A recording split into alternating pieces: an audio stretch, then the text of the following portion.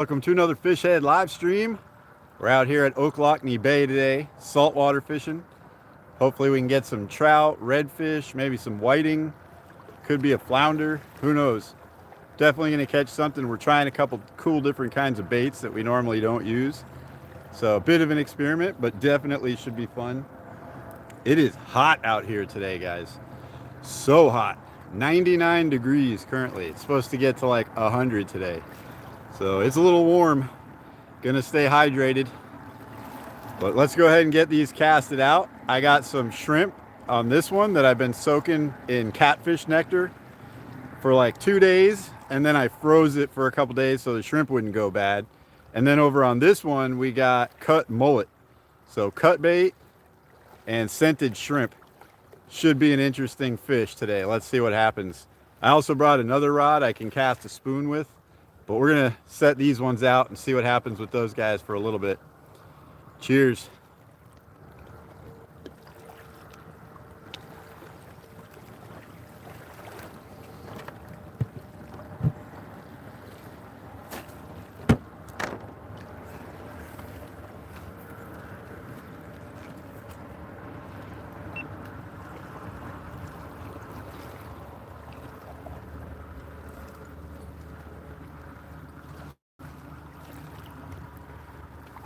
Man, that sun is so hot. I already put sunblock on though, so I should be okay for a while.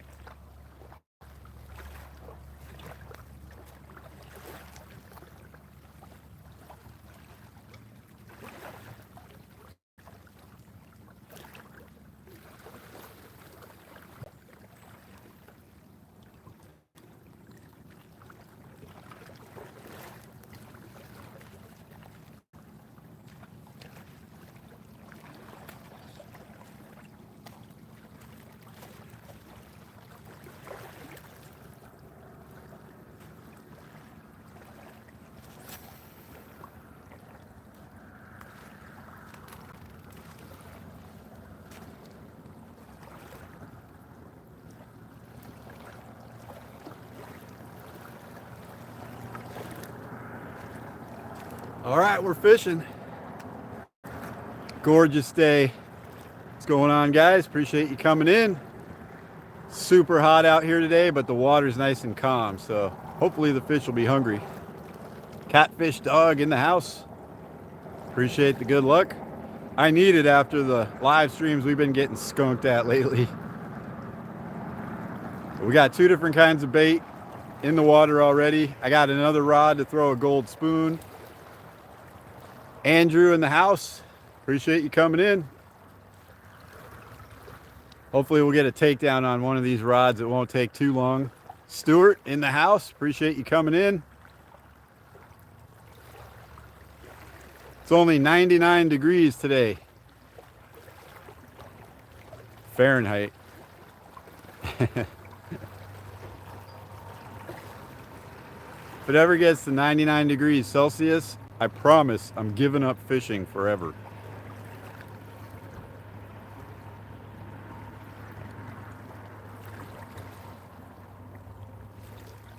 We got 2 different kinds of baits on, guys, if you just came in.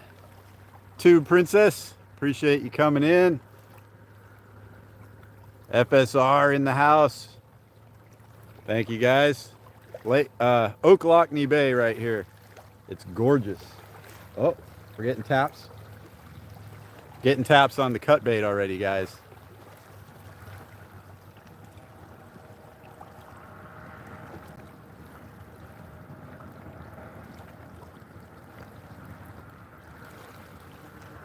I got size 4 circle hooks on there, so they should catch the fish if they grab the bait and try to run with it. They'll catch themselves. Oh no, I forgot to turn Nightbot off.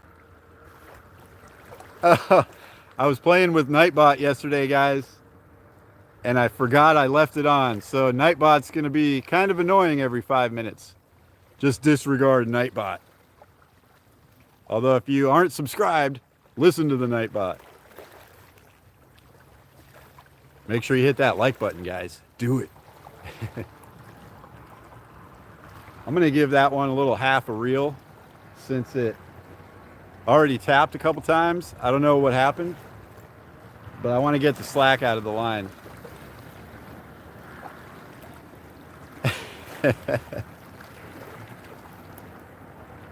Nightbot just says, subscribe now.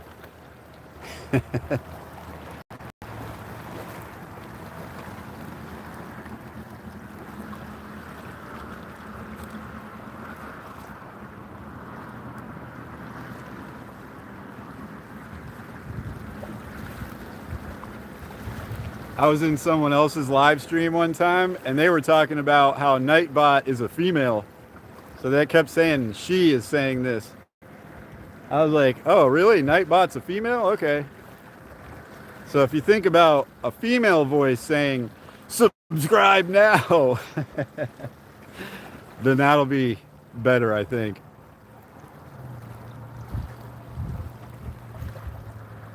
I brought another rod besides the 2 surf rods here, a spinning rod, so I can put a gold spoon on there and cast it out for trout and redfish. I just wanted to get these guys going, get them set up, get us out fishing, and then we can start messing around with some other stuff. We did already have a little bit of action on that left rod right there. Here's the other rod I brought. Walmart special. Saltwater reel though. Saltwater rod and reel. Should work pretty good. I just have to take off the worm setup that I got on there and put on a gold spoon. Guess I can go ahead and do that now. I got the tackle box right here.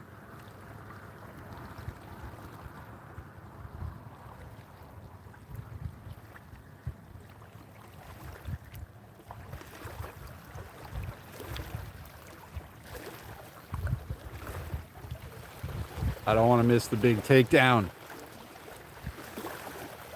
I know as soon as I go back here and start messing around, one of these rods is going to go down. No, Stuart, you got every other job other than telling people to subscribe now. All right, worm rig coming off. We're not going to fish with a worm here. I could put like a grub or something on here, but I don't think I have any in the tackle box with me. So I'm just gonna go ahead and switch it out to a gold spoon. I have 6-pound test line on this reel, so the gold spoon should cast a half a mile out there.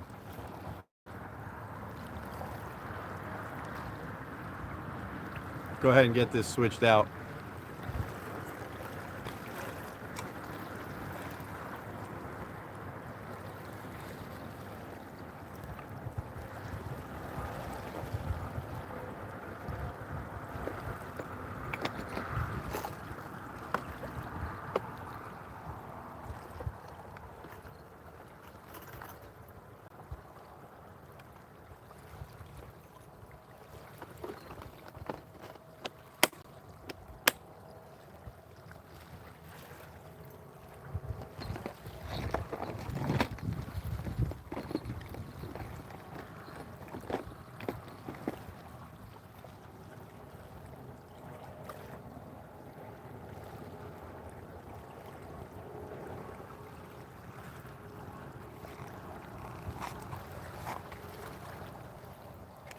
All right, gold spoon, little red attractor on it, red beacon. Yeah, it looks perfect for this bait right here. Right now the trout and redfish should be in this area and that way towards the ocean. We're just in a bay here on the other side of that bridge. It's maybe like I don't know, maybe a mile until you're out in the open Gulf of Mexico.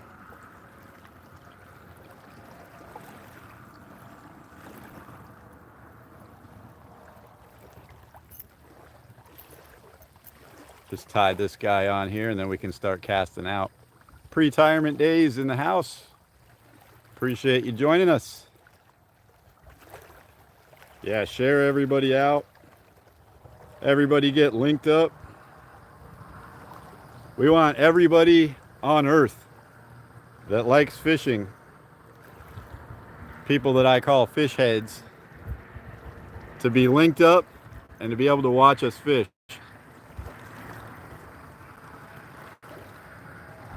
That's one of our goals. United world of fishing.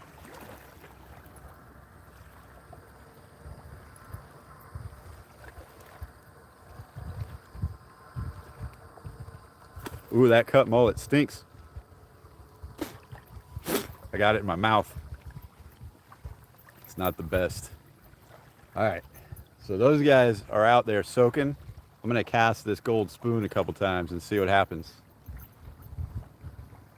I think we got here like right at slack tide, if I'm not wrong. So right now the water's not really coming or going, but I think it's gonna start going out here any minute, and then we'll be able to fish the outgoing tide for hours. I am all by myself today, guys. It's a rare situation. Yeah, not good tasting bait. Dylan and Lucas are with their grandparents hanging out for the next 2 days. Mama Fishhead and baby Zach are at the house resting. So I am out here solo.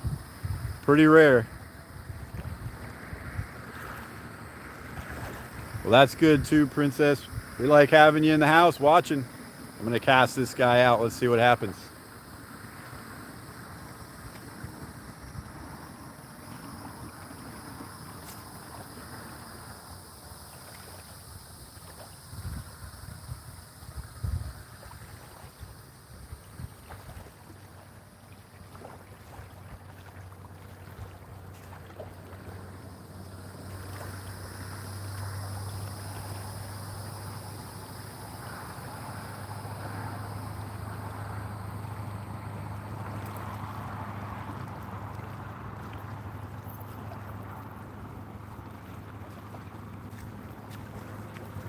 I just gotta say, I'm super excited about this rod already.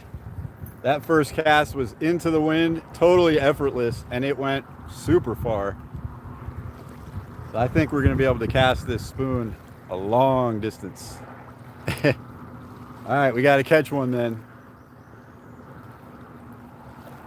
Dylan says we gotta get 50 likes today.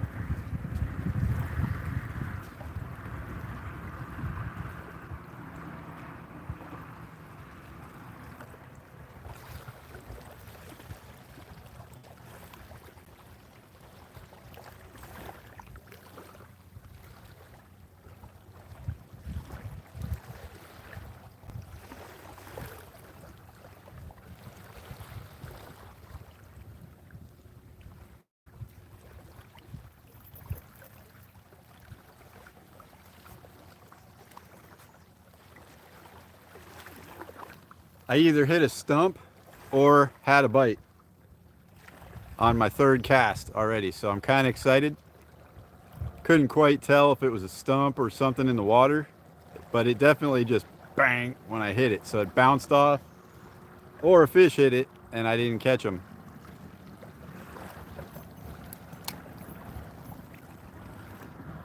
Whew. It is warm today, guys. No exaggeration on the heat.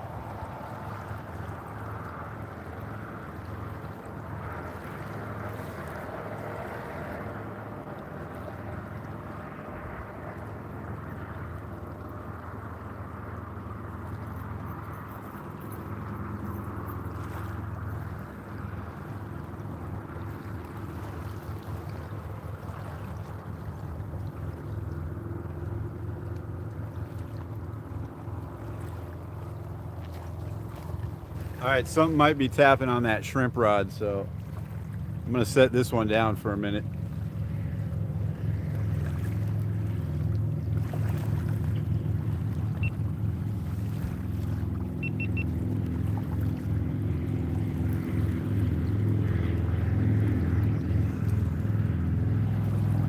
I got the GoPro going next to the phone over here.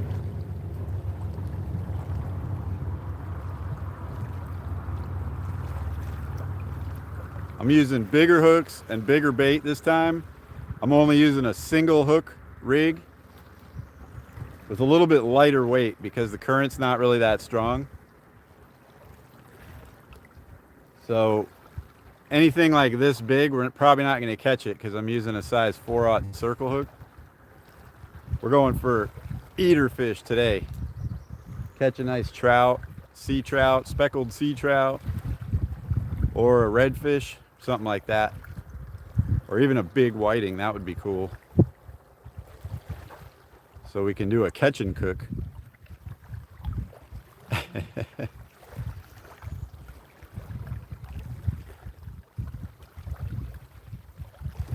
I do have a couple. Oh, you know what? I don't think I do. Hold on, let me look.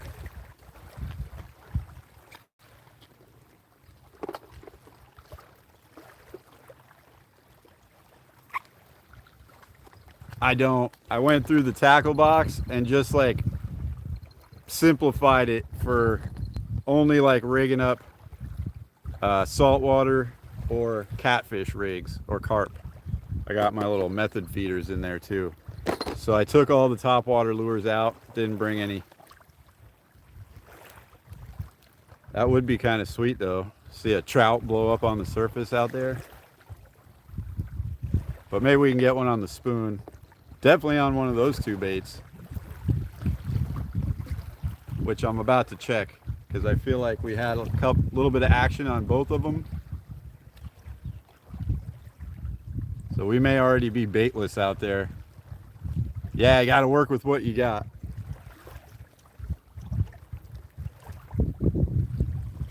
If you guys start hearing a bunch of wind noise, let me know because I brought the pantyhose I can put over the speaker. I just didn't do it yet because it's still pretty calm, but I am starting to feel a little bit of breeze come in.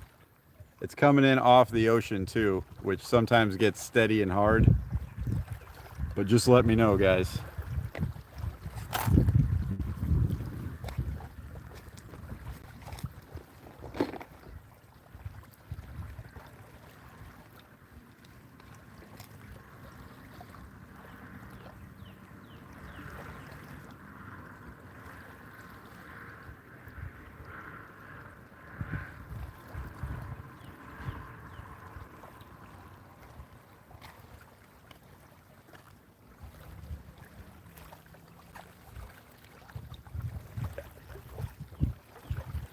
Hey Paul, appreciate you coming in.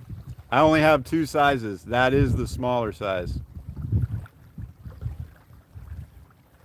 Yeah, I lost my mics. Me and Dylan, we had a 2-pack of lav mics that we used to just like clip on our hat right here. We only got to use them a couple times, and then we went up to South Carolina for a trout fishing trip, and we were camping and stuff, and somehow the little charger box with the mics and everything, I guess we lost it there. Because when we got back, I went through like everything that we brought with us through the truck, everything, and we lost the mics. So I just have to order some new ones. But I was talking about this the other day. I got on the list right now to order another monitor for my computer so I can have a double monitor set up. Makes editing way easier. The 2-pack of lav mics, a tablet so I can have something to read chat with instead of having to look right here to see the chat.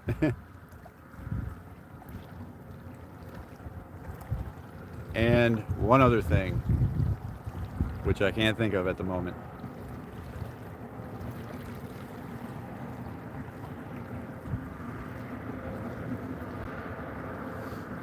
But those are all on the list right now to order eventually. And by eventually, I mean like the next week or two. Bug. All right, I'm checking the shrimp rod first.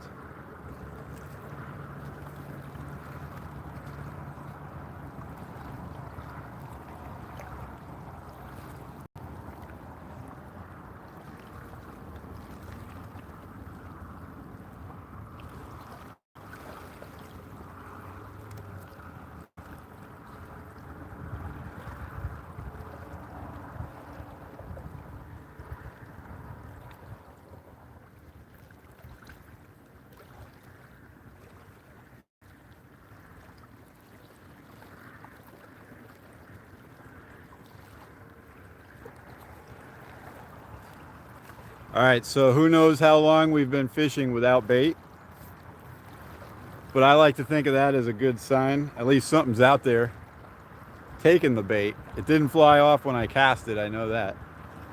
But I'll show you guys the shrimp. It's all pink because it's been soaking in the catfish nectar.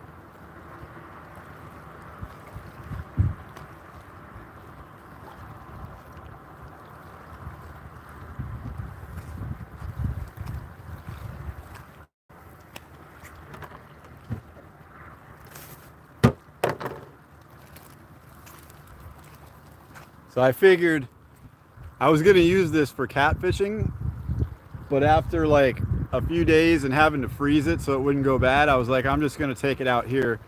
Catfish like bloody stuff. It's shrimp. Saltwater fish like bloody shrimp. So why not just try it here? But we got a whole bag of this pink shrimp now to use.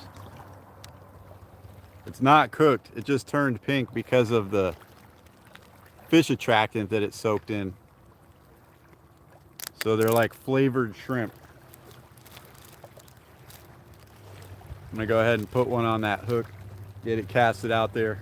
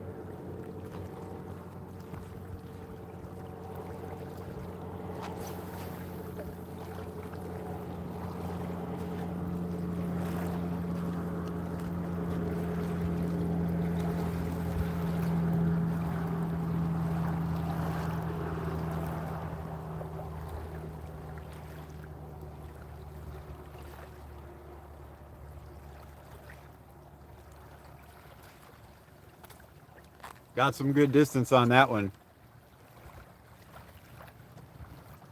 I think I'm gonna check the cut bait right away. Since that one was stripped, maybe we have no cut bait on the other rod either.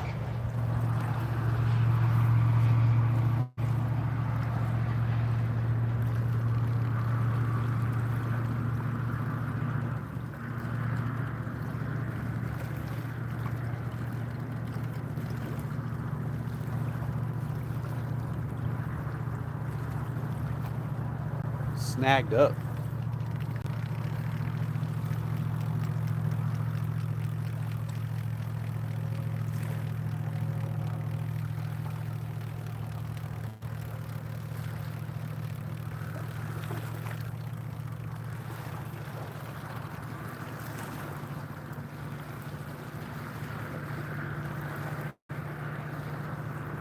There must be an oyster bed out there. That's the stuff that grows on the oyster beds. Still have our piece of cut bait, but I'm just gonna freshen it up while we're doing it.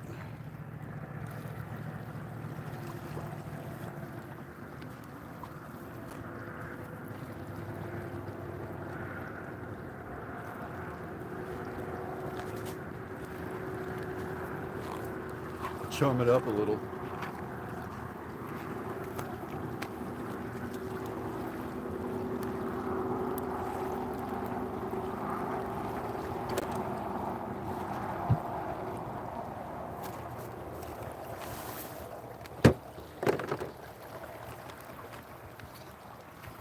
On the other rod, we just got these cut up pieces of mullet. Mullet's a really stinky fish. Smells really bad, actually. But this should be a good bait too. So I feel like we got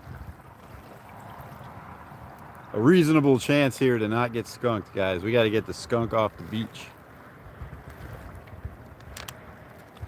I don't think there's any crabs yet. I was gonna bring the crab traps to try it out, but the crabs don't usually really get too thick until later in the summer. Might be one or two out there, but not too many. It's still frozen. I gotta like break a piece off.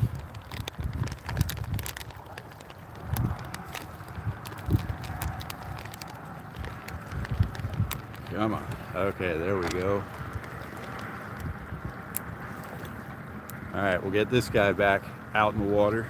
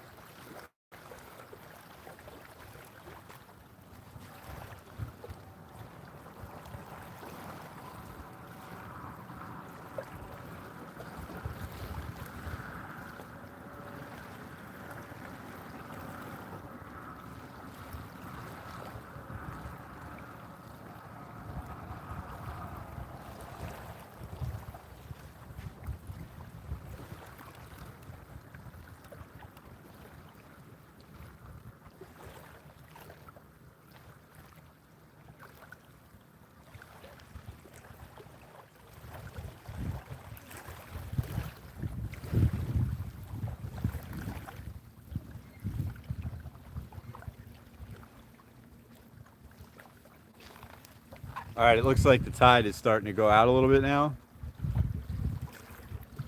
It's always better to fish the moving tide. What a load of carp in the house. Chad in the house. Appreciate you guys coming in. Yeah, Nightbot's a bit annoying. Guys, I was playing around with Nightbot yesterday, just testing it out. And I have it set to like the minimum amount of time. So we'll just have to deal with Nightbot in the background. But if you aren't subscribed, listen to the Nightbot.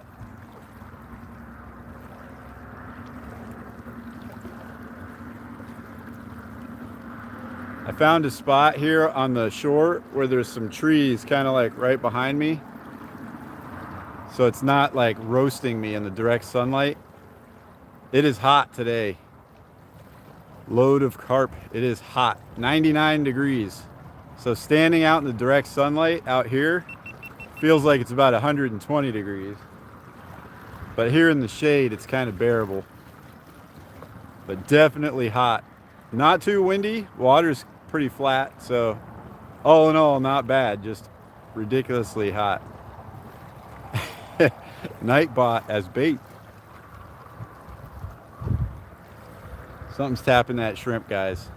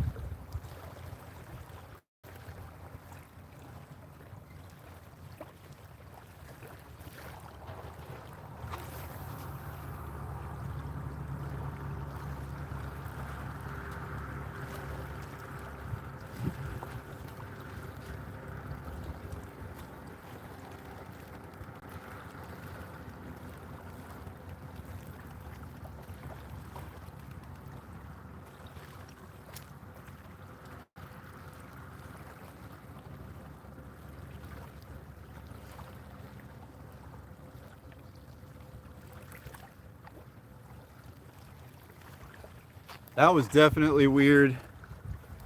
Stuart, you may have called it. There might be a crab on it. It just felt like it was slowly pulling. There wasn't any like bing, bing. It was just like pulling like this a little bit. And then I started to reel it and I felt that it had something on it. And then that thing released. There might be a crab or two out there. Next time we come down here, I'll have to bring the crab traps. I picked up another of the big official ones. So now we have 3 of those and 1 half-size trap. It's like 24 by 12.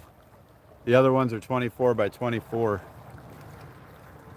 13 likes already. You guys are doing great. Oh, there's tapping. That's a fish. That's not a crab.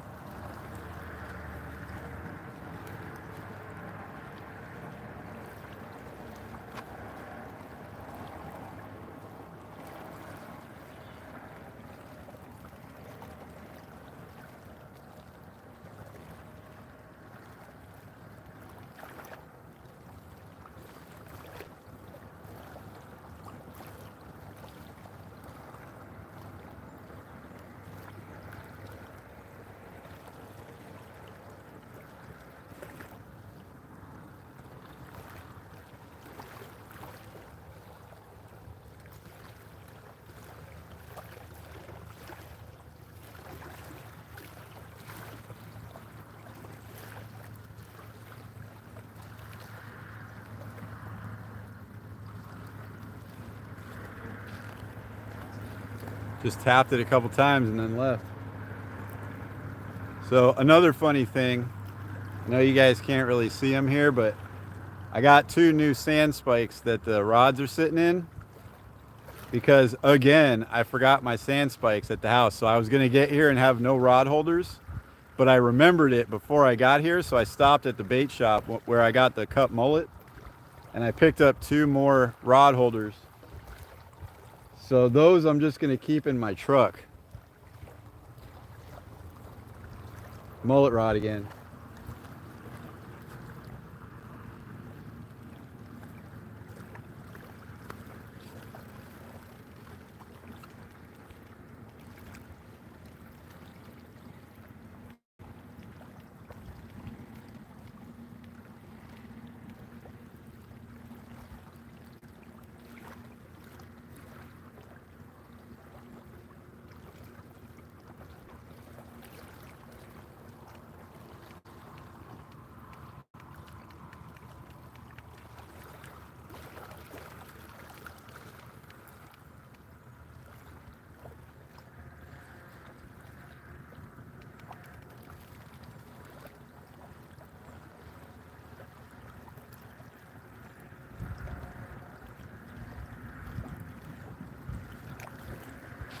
All right, I'm getting a little too excited here, guys.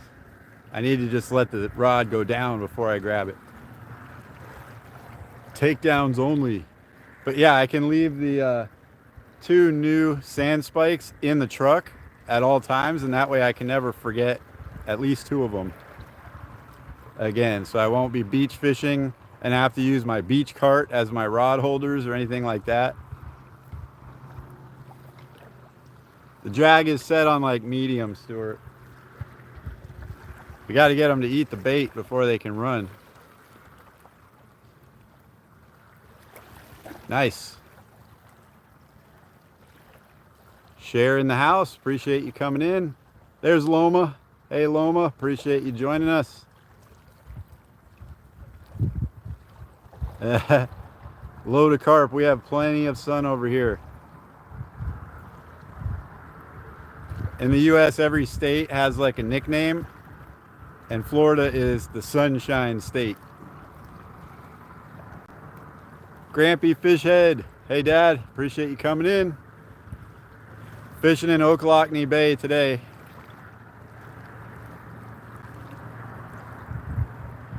Yeah, I'm going to change up the sizes of the bait for sure. I was trying big pieces at first.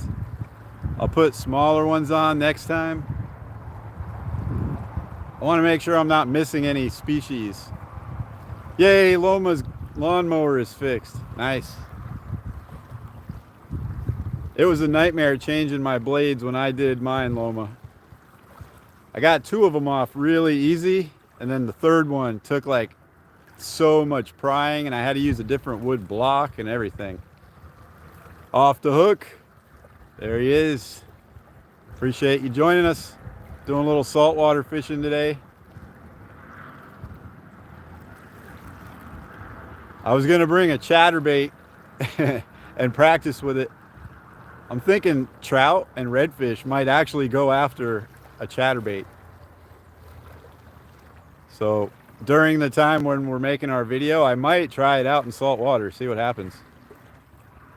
I think that'd be pretty cool, Ted. Maybe multiple species on the chatterbait.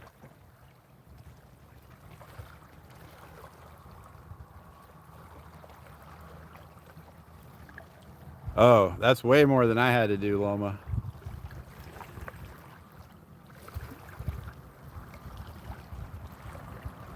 Yeah, I've caught trout and redfish on all kinds of random stuff, and I catch them on spoons. So a chatterbait is, to me, somewhat in that same family. It's got the flashy metal thing on it, so you never know. I think I'm gonna have to check my bait shrimp here again in a second, but I need some water, guys. Oh, there we go.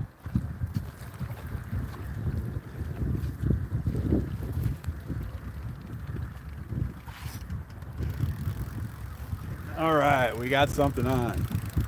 Doesn't feel like a giant, but it's something.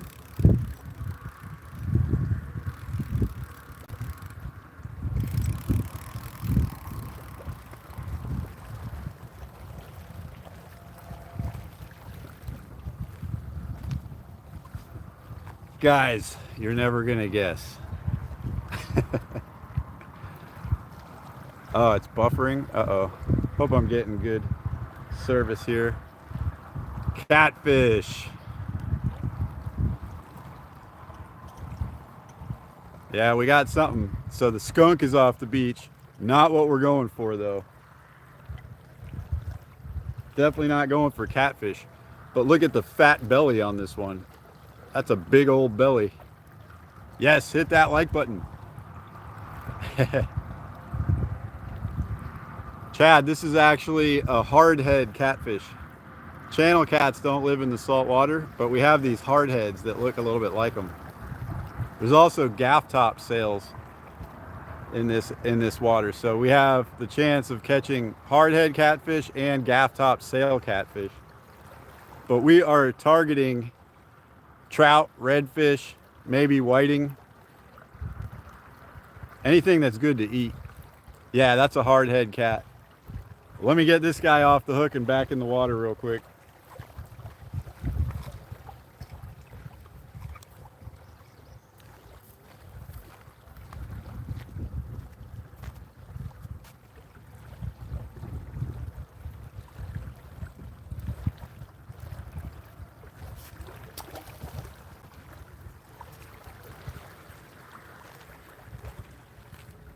Well, at least we know there's something living out there. Jerry Boston, appreciate you coming in. Yeah, guys, just ignore the Nightbot. I know all you guys are subscribed already. I was messing around with Nightbot yesterday. A couple of you guys came in while I was testing it out, and I forgot to turn it back off. So every 5 minutes, I think, Nightbot's gonna say, subscribe now, twice. I think that's how it works, every 5 minutes. Terry B's in the house.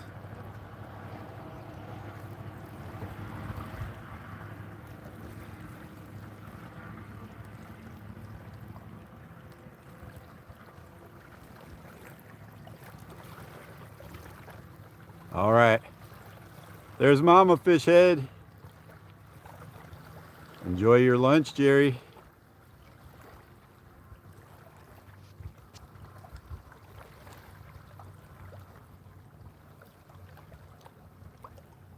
I'm gonna get this cut bait back out there.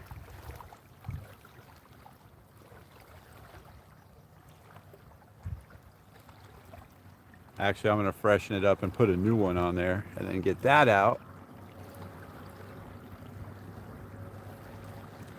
Yeah, I'm using a chunk. That time it was like, I don't know, 1.25 inch chunk of mullet. I'm using a fairly big hook because a lot of times when I use like the double drop rigs with the really small circle hooks, all we catch is a bunch of catfish and weak fish. So I figured today I would just change it up a little bit.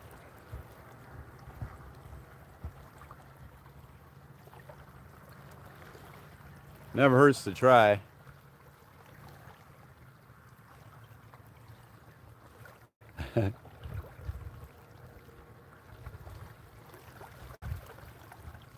Yep, they know. Well, I don't know if they know I'm out here fishing right now, but they know I'm not at work.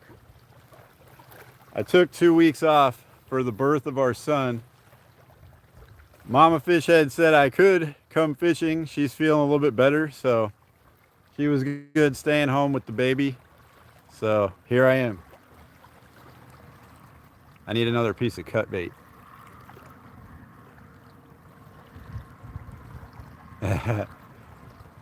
I've never kissed one of those fish.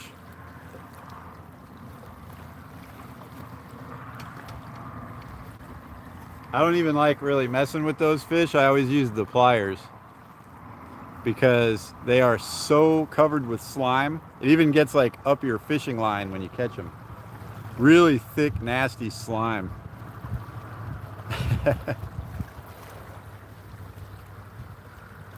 I got a pretty good rest last night, Jerry. Slept quite, almost a full night's sleep actually. Maybe like 5.5 hours. Appreciate that. Appreciate all the congratulations. Thank you everybody for coming in. Got 20 likes already. I feel like it's either 20 or 25 that's the magic number for the algorithm. And then 50 is the next one. Did I miss a question? Let me check. From Gmail Zer. Way back, huh? What are you going for? Oh yeah, I answered. Trout, redfish, maybe a flounder, maybe a big whiting. If we catch like one of those 14-inch whiting, any of those would be good. Catfish are fun to catch, but we're not taking them, we're not eating them. But if we could catch one really nice trout or one really nice redfish, I'll take that home and we'll make fried fish sandwiches out of it. We'll turn this into a catch and cook video.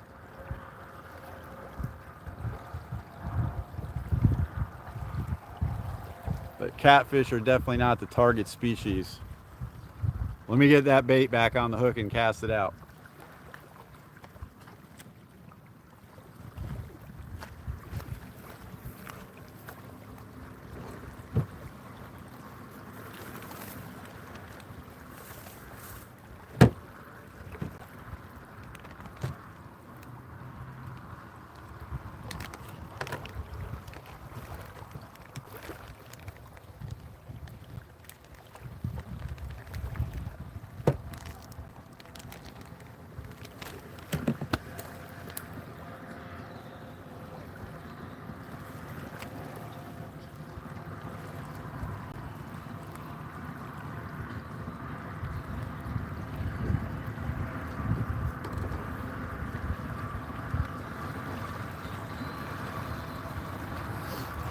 I'm gonna try a little bit smaller of a piece this time right here. Jerry, this is about an hour and 20 minutes, hour and 30 minutes from our house. Not too far. Subscribe now.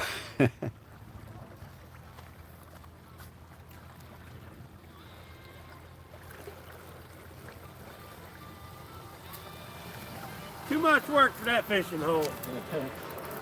Oh, God.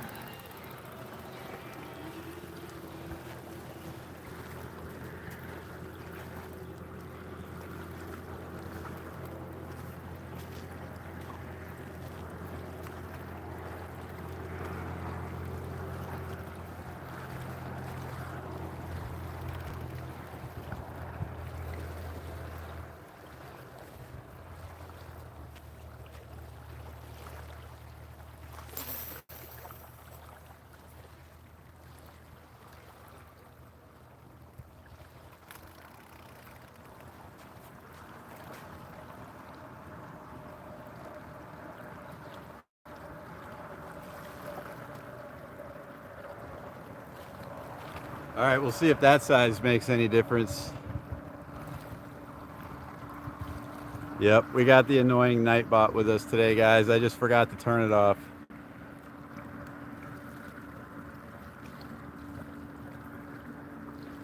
I didn't lose my bait.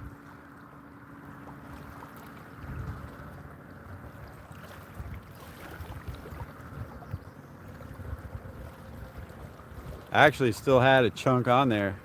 Thomas Lewis in the house. Appreciate you coming in. Doing a little saltwater fishing today. Going for trout, redfish, whiting, maybe a flounder. Pretty much anything that we can cook up and eat. All the delicious kind of fish. Not going for catfish, which is what we've caught so far.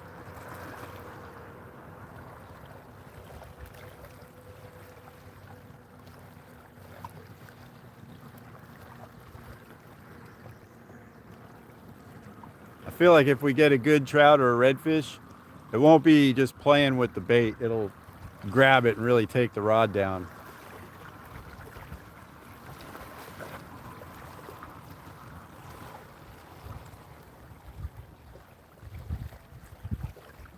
I think I might want to do a bait check also on the shrimp. Thomas Lewis, we are at Ocklawackney Bay in North Florida, where the Ocklawackney River leaves Lake Talquin, flows down here to the ocean, and we're about probably less than a mile from the actual Gulf of Mexico. Maybe like 3/4 of a mile that way. So this water is all salt, 99% salt. I never catch any bass or anything like that in here. From Wales, sweet.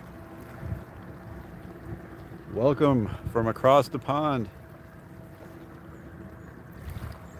I'm guessing it's probably not as hot in Wales as it is right here.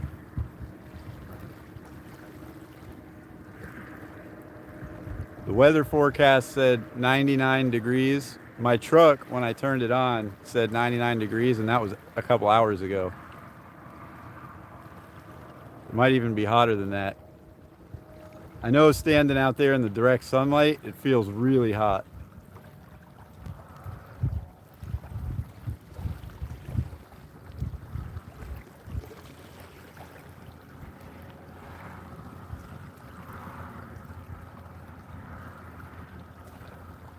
Something's tapping it again, guys. I hope it's not another catfish.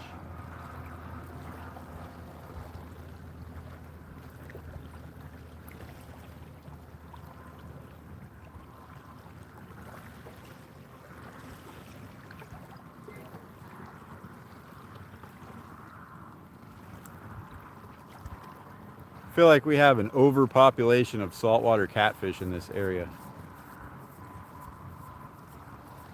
They're like too easy to catch. Like winter.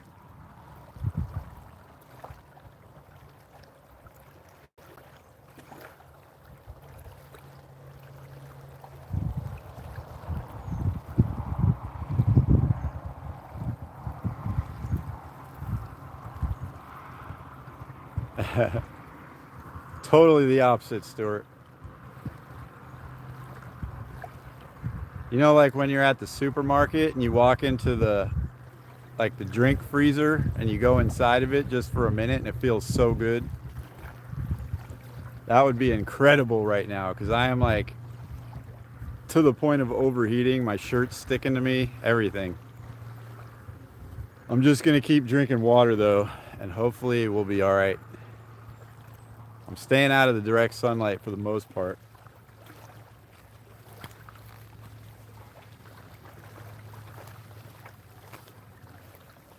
I did just drop my water bottle in the sand, which is kind of unfortunate.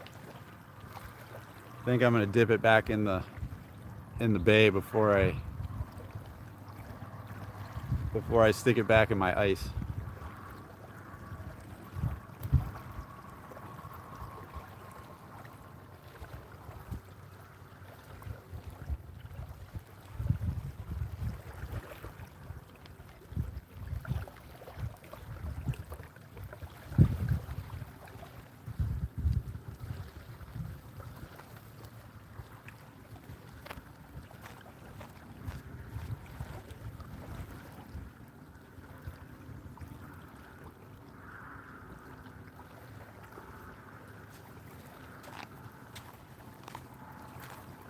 There's a little baby blue crab like this big right there by the shore when I went to dip my water bottle in there.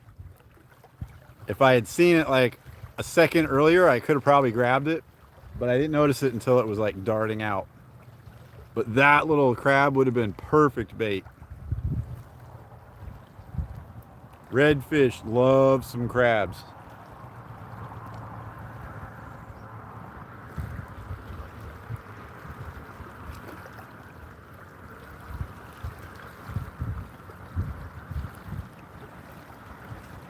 We have these little fiddler crabs too. They're like this big. I don't see any today. I actually never see them when I want to get them, but if I'm just like walking on the beach or something, I'll see a whole bunch of them. It's crazy. It went way out, Stuart. I can't get it.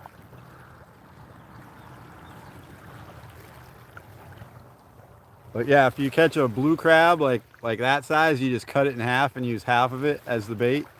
Or those little fiddler crabs like this, you just put the whole crab on there. And the redfish eat them off the bottom. And the setup we have right now would be perfect for catching redfish.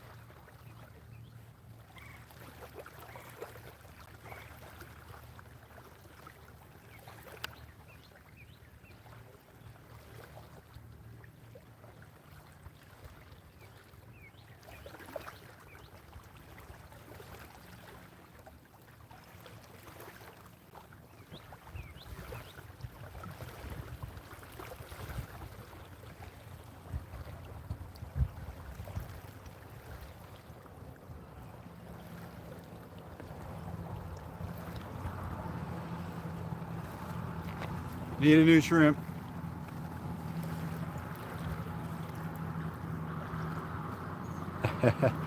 We need Dylan here.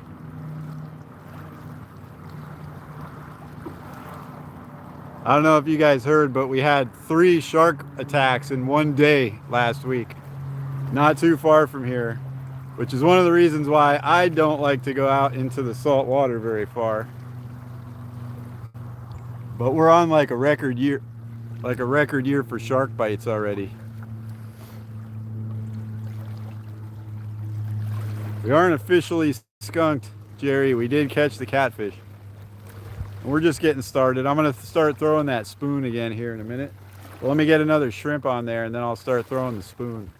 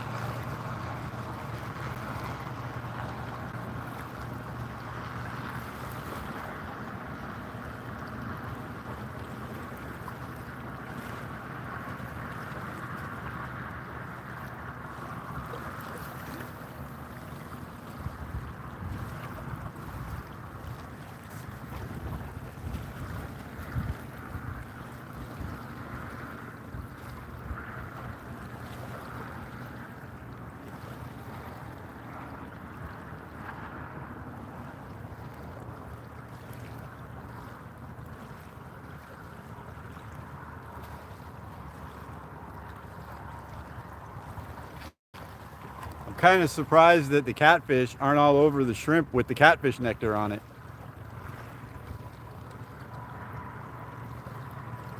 They're pretty sensitive. They're both the same kind of rod. Decent rods. I catch a lot of fish on them, so I'm just used to the way they look and how they act. Yeah. Sharks over there don't have any teeth.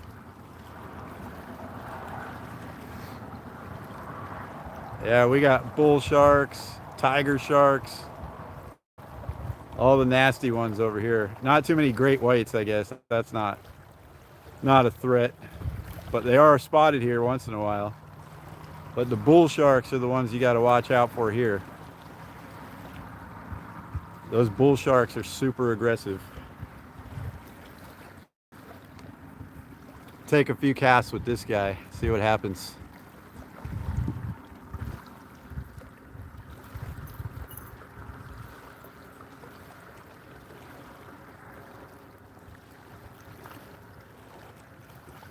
They did get a 13-foot white.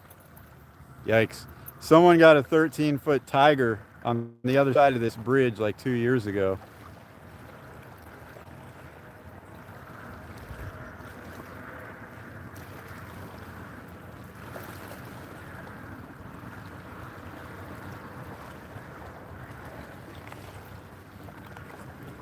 Oh, they're hitting it. They're hitting it.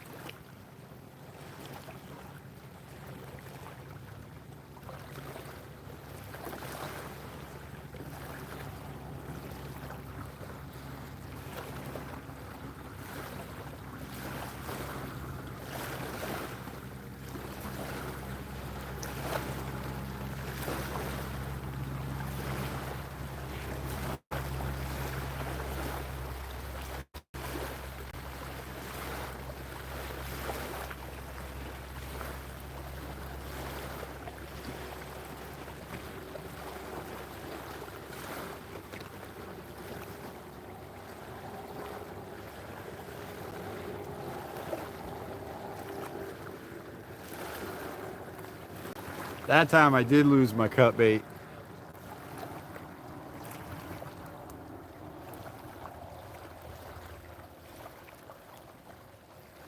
Yeah, we got a lot of bad sharks. A 14-footer. Yeah, we don't need to be going out here chest deep in the water. That's what all three of the swimmers that got attacked last week were in, like waist deep to chest deep water. They were just standing out in the water and they got attacked.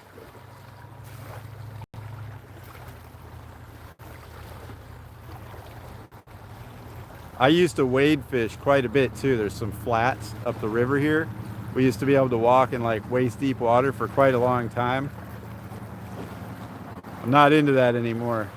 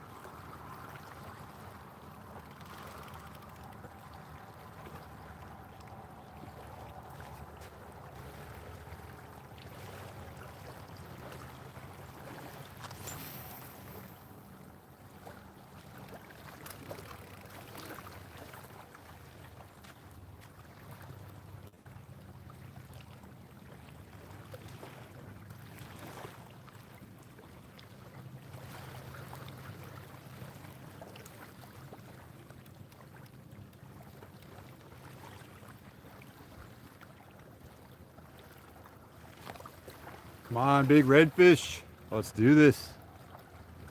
I think it's time to throw the spoon.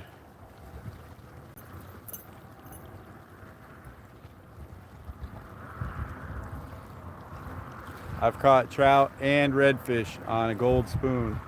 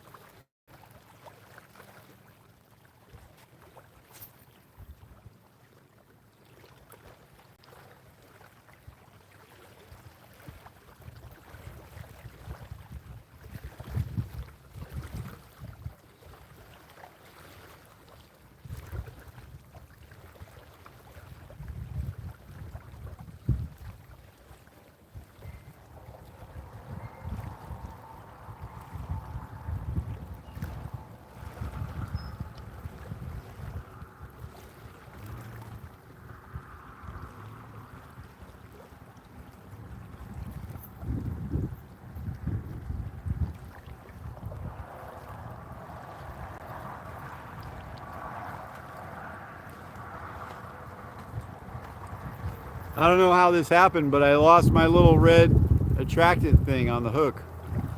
That little plastic red piece. Weird.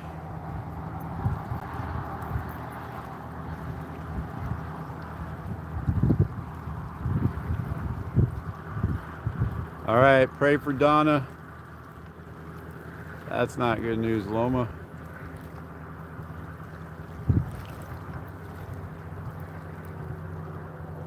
All right, see you later. See you, Jerry. Have a good day at work. Stephen Merchant in the house. I'm gonna keep fishing this gold spoon, but now it doesn't have the little red attractor thing on it anymore.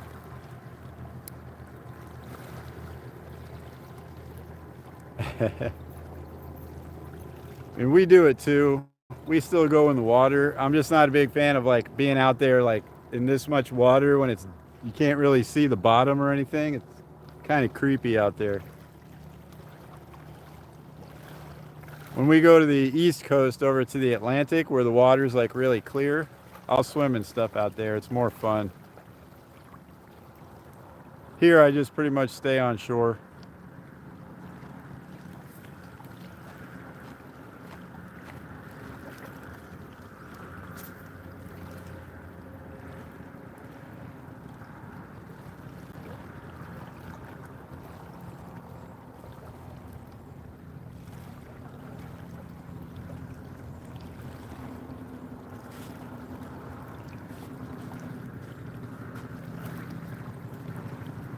Oh yeah, guys.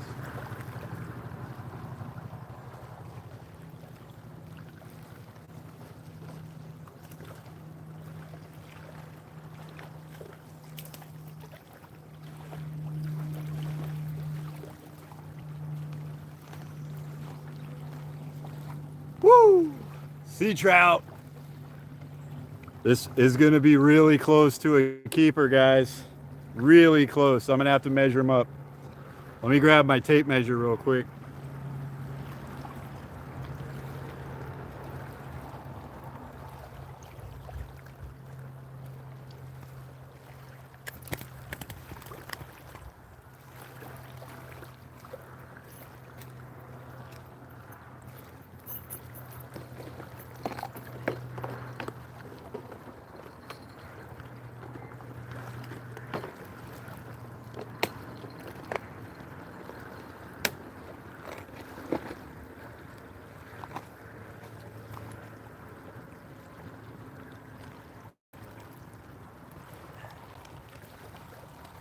All right, we got the tape measure. Let's see if we can be lucky enough. 15 inches, come on.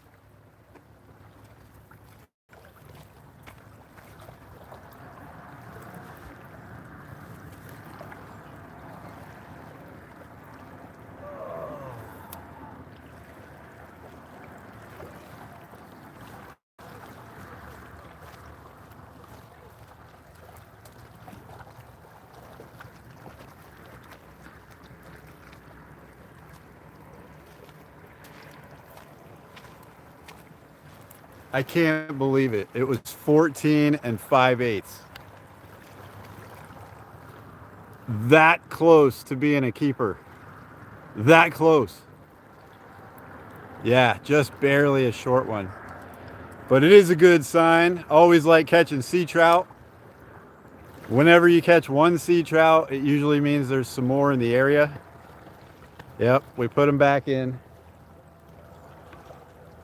No need to try to keep an illegal fish. It was so close. Yep, didn't need the red thing. All we need is one that's that much longer. So I'm gonna keep throwing that spoon because now I'm pumped about the spoon.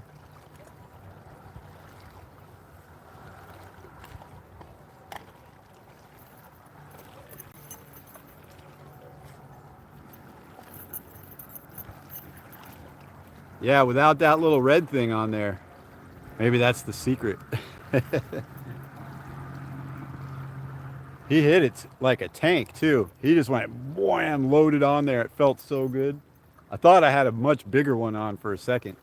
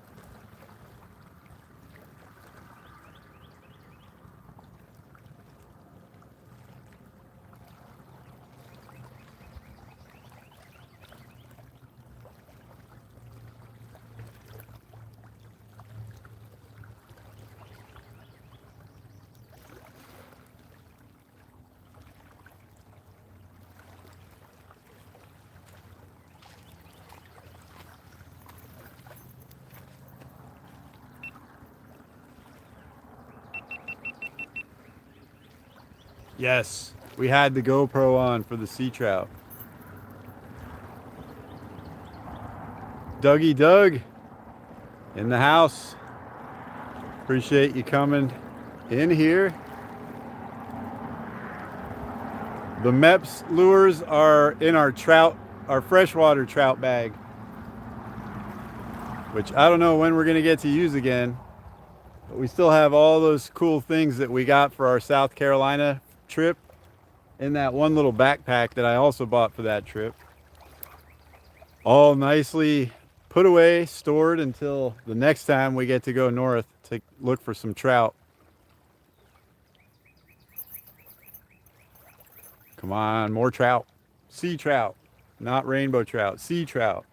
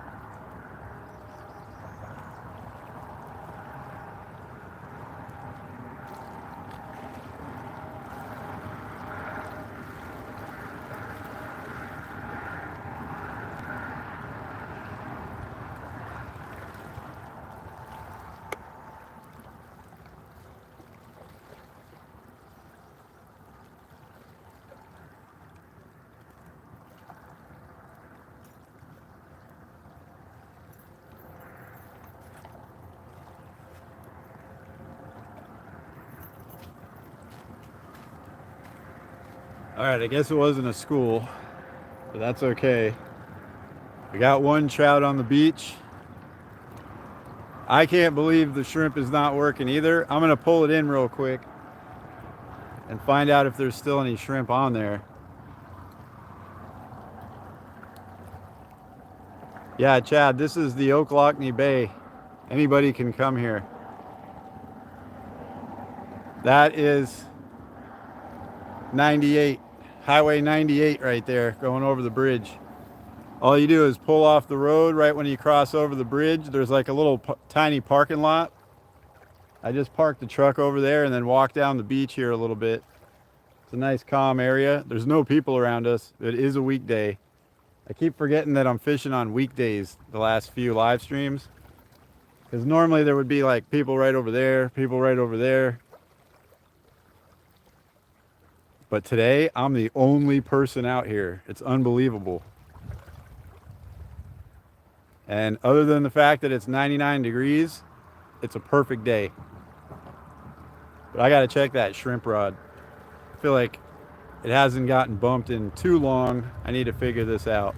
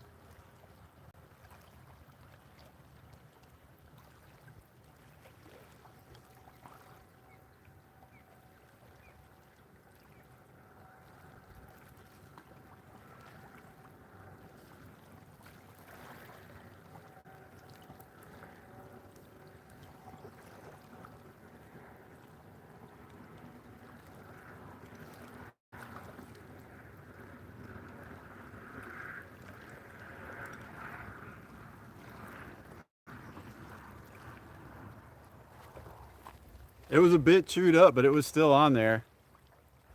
Since I got it in, I'll just put a new one on.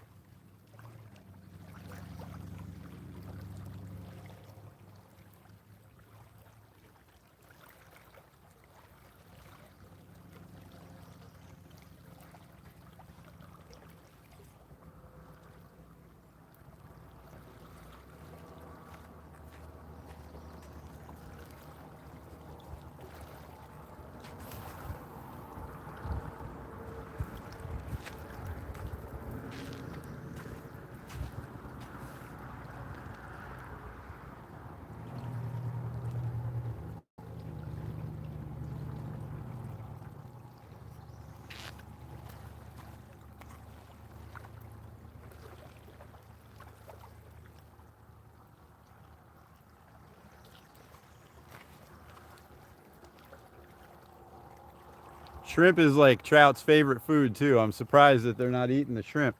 Maybe the catfish nectar is throwing them off a little bit.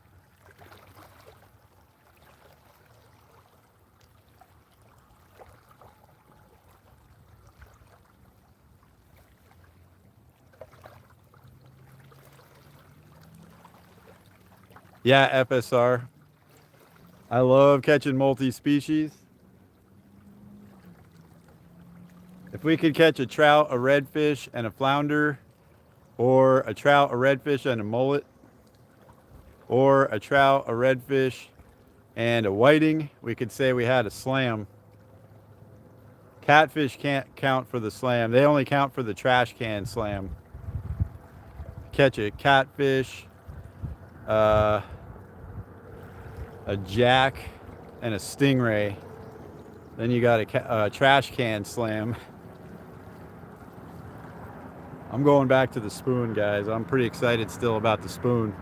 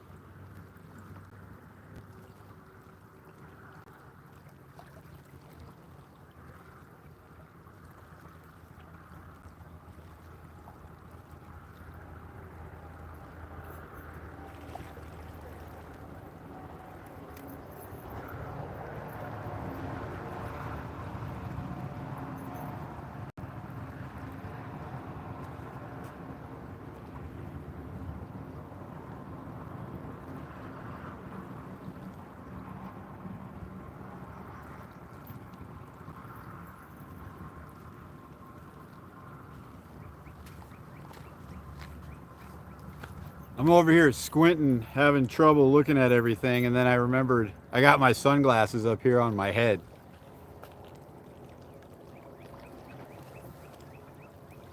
That's gonna make things a little bit easier.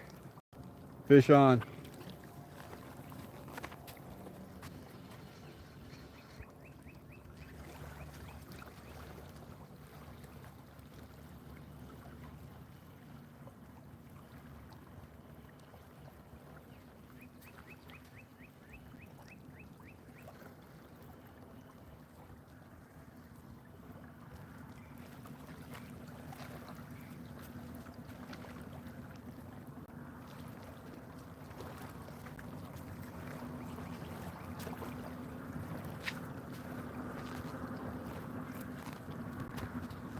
Another catfish.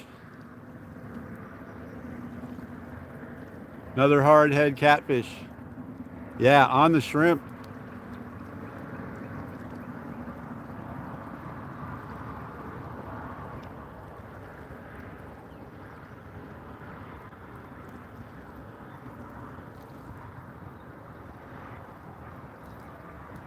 The name of this tree. Hey, Travel and Hobbies TV. Appreciate you coming in.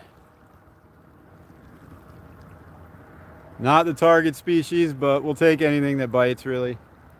It's always fun to catch them. I'll get this rebaited, recasted, and then we'll keep trying to catch a trout or a redfish.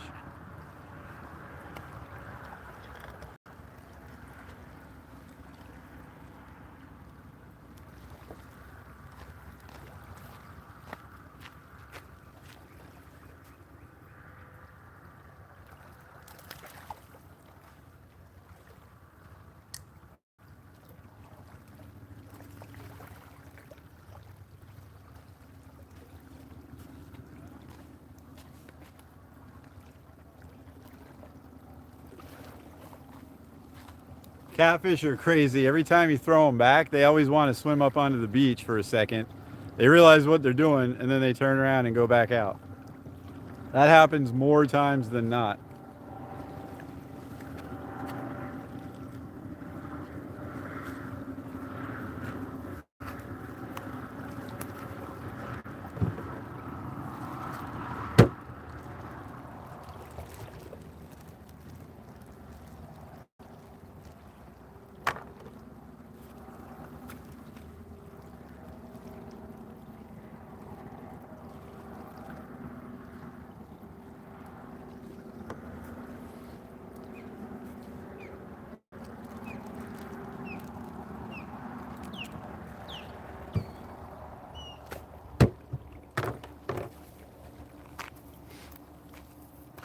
So the interesting thing for this little bait experiment, we've got one catfish on the cut bait, one catfish on the shrimp,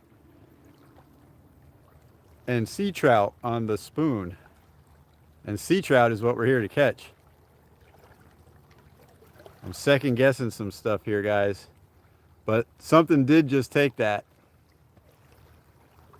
Oh yeah, we all love fishing. Anybody that thinks about fishing a lot and likes fishing a lot, I call them fish heads. That's why we named this channel Fish Head Videos. And we're always trying to get everybody from all over the world that likes fishing or fishes to link up, and then we can all be the united world of fishing community here on Fish Head Videos.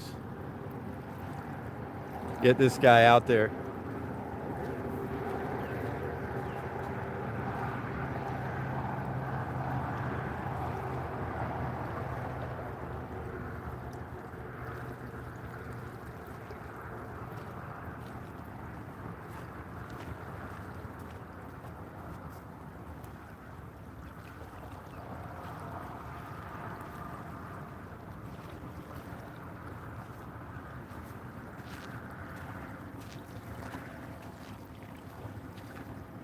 This would have been a great size, but something already ate it.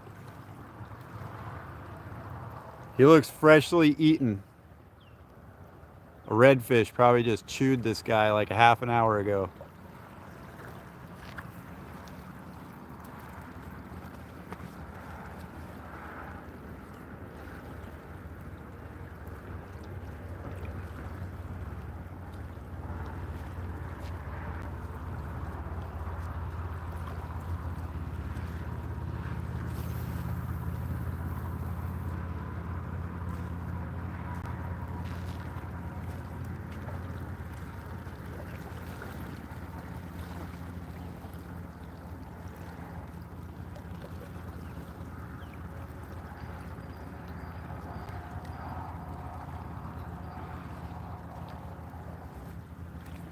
Okay, I was about to put my sunglasses on.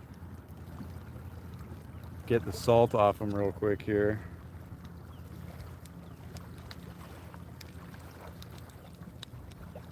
Can't really complain about getting distracted by a fish. Stuart, I only have... Uh-oh, I can't read the chat with the glasses on. It cuts out the letters. Oh yeah, it wasn't Stuart. FSR. All I have is a 3/4 ounce lead, which is like basically the bare minimum to keep it from going with the tide. Right now the tide's going outward, so everything wants to pull this way, but that 3/4 ounce weight is just enough. Even if I was using like bigger chunks of bait that would catch more water, 3/4 ounces wouldn't be enough.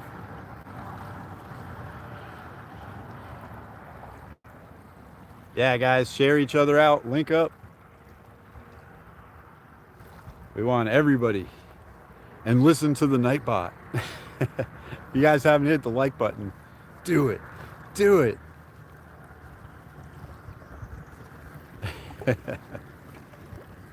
All right, back to the spoon. There's a flat boat coming, guys. It's like a saltwater bass boat. Super popular. Definitely in Florida, at least. They go in real shallow water, too. Probably just about to be in the screen. There he is.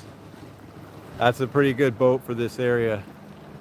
They only draft like a foot of water, so you can go in pretty shallow areas with them and catch lots of good trout and redfish. The aluminum boat we're working on will run in about the same amount of water that that boat will, with a much smaller motor, of course, but it'll be great, and we're going to definitely bring it in this area.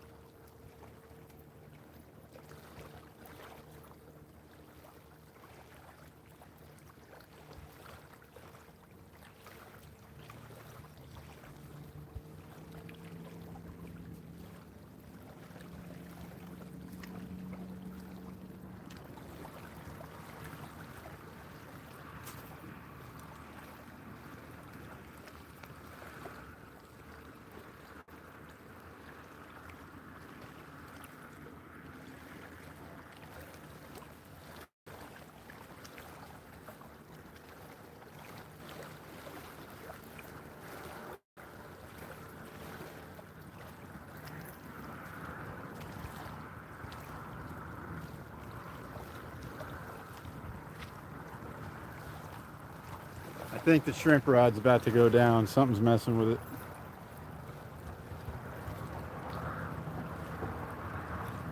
on, take that shrimp.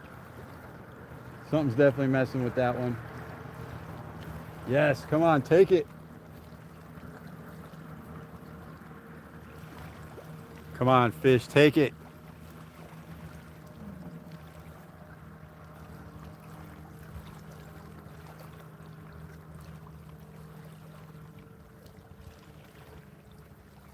All right, come on.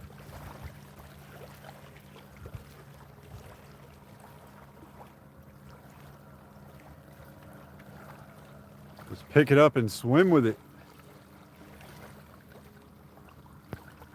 Yes, thank you, Traveling Hobbies. This is Ocklawackney Bay in North Florida. Right at the top of the Gulf of Mexico. Come on, take it.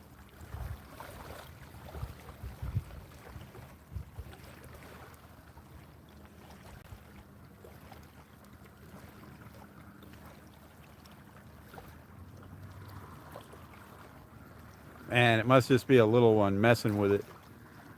Come on, take it. Take it. This fish is messing with me.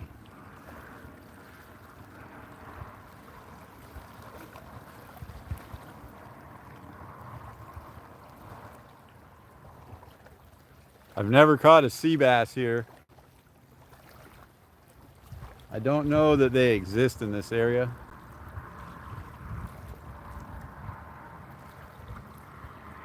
But I've caught some weird stuff before. You never know.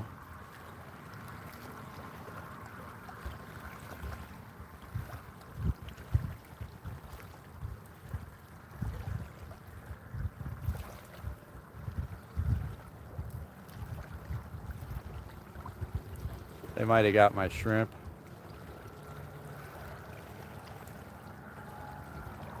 I need some water. There's definitely a grouper around.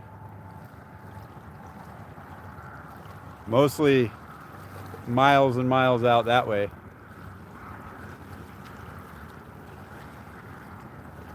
But we've all seen the grouper being caught by a bridge before.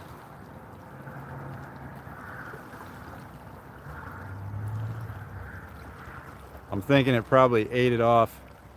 I'm gonna check it in a second because it stopped bouncing. Gumbo in the house. Gumbo's got to go. This is a happy, fun place, Gumbo. Got to go. Stuart, you got him? There you go.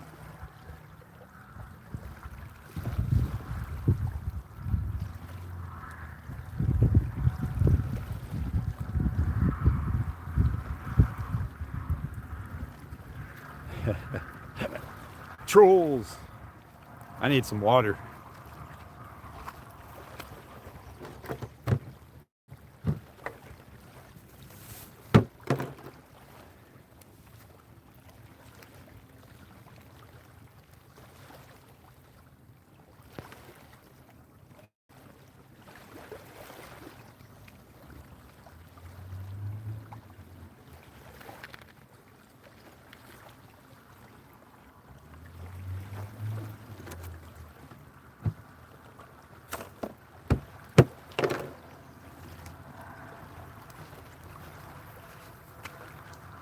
All right.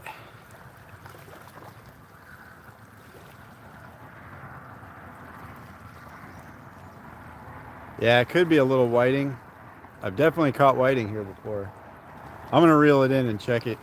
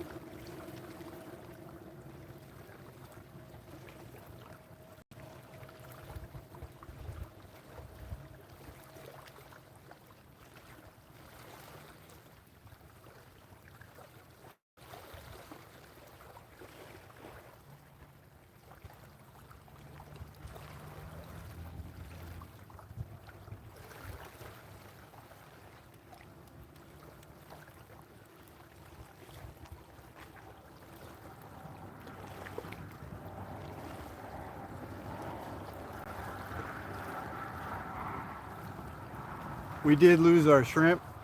And then something tapped on the mullet right when I got the other rod in.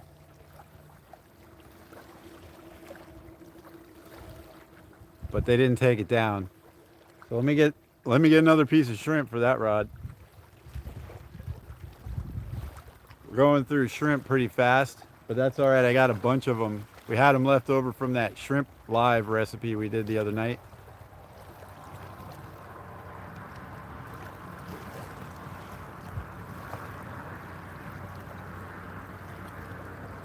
Oh, there we go. Tap it again. Take it down.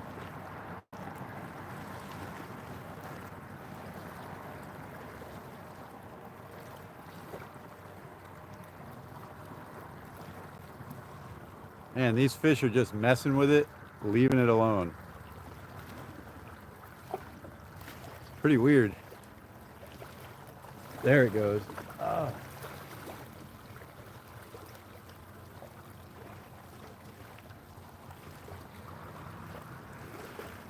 Come on, he's got to take that down.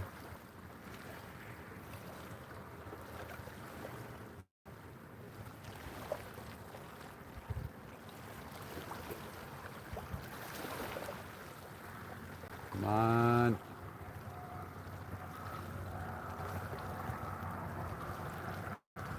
It's like they're just tasting it and then dropping it. Yeah, come on, monsters.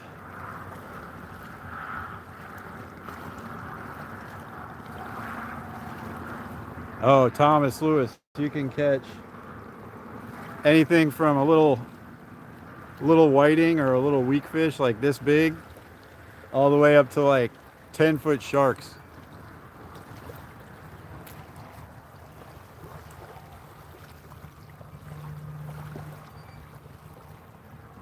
Yeah, you never know. We could always catch some crazy random monster out here. I doubt that's gonna happen, but you never know.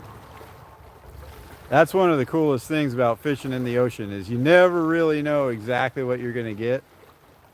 And sometimes you get surprised. Like catching a big old flounder or something. Which are delicious, by the way.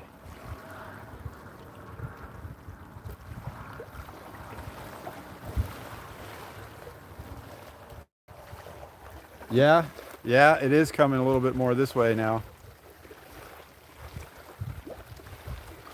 Oh yeah, Chad, there's tons of unexplored areas. Come on, take it. There, oh.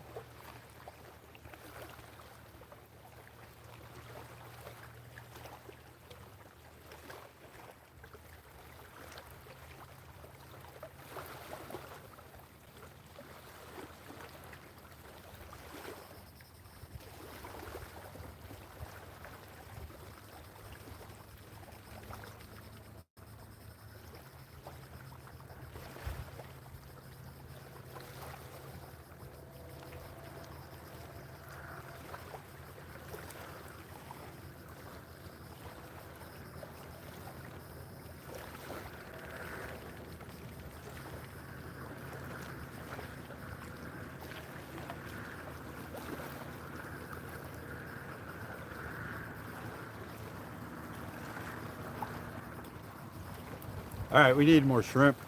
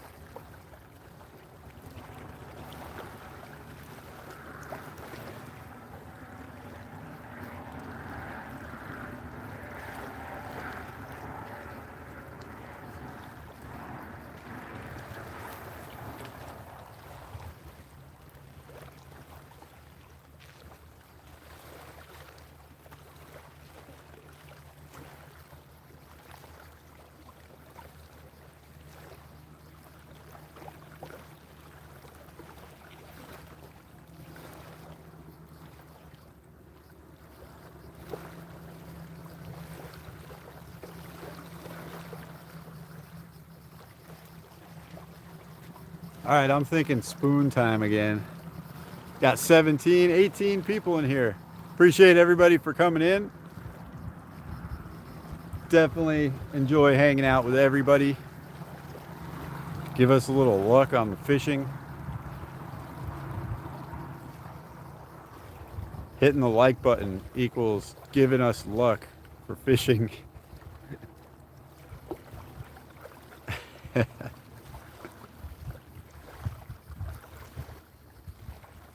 If we catch a 10-foot fish on any of the rods that we have here today, we're not going to be able to land it.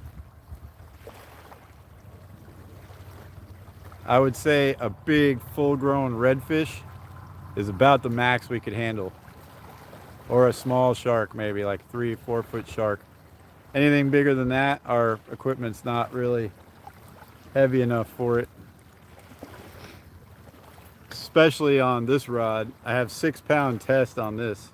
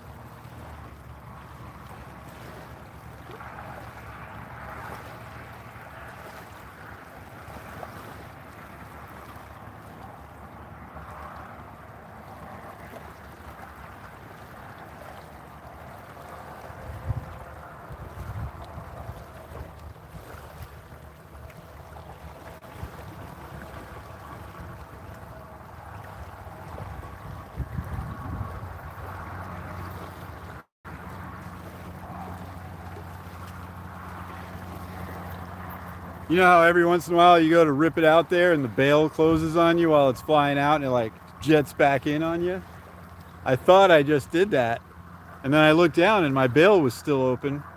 Somehow the line got wrapped around this first eye on the rod.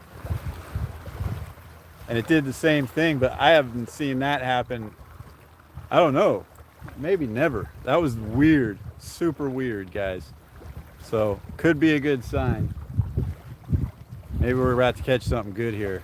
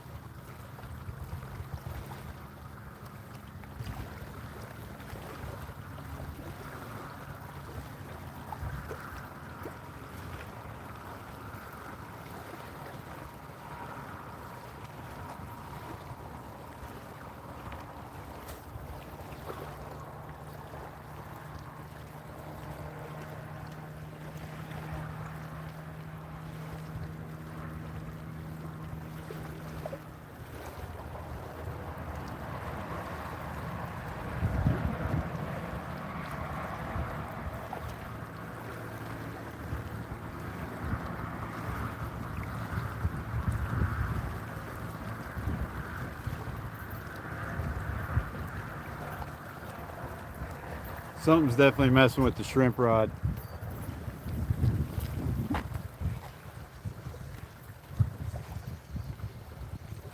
Oh yeah, fish on. fish on for sure.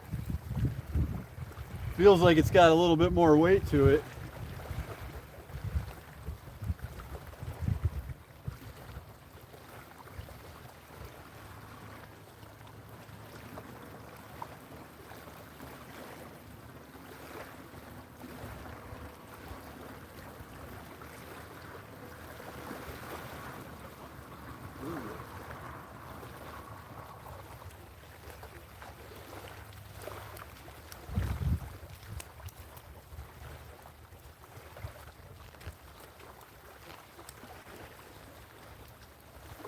Just another big hardhead, guys.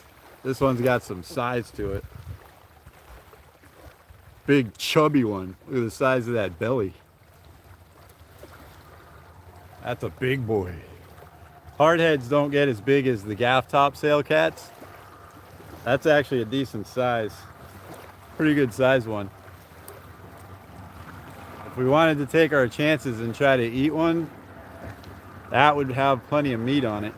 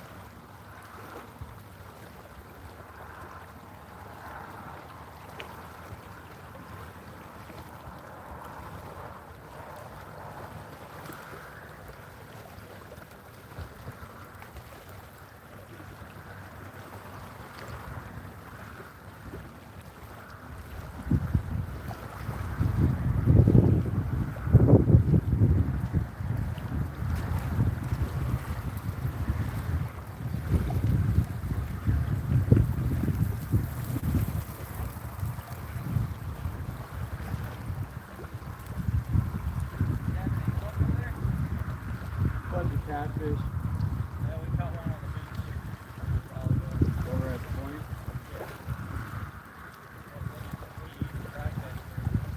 Trout and redfish. I got one trout, but he was undersized. And just catfish after that.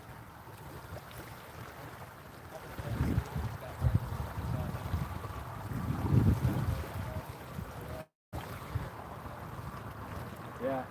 Could be anything. Thanks, you too.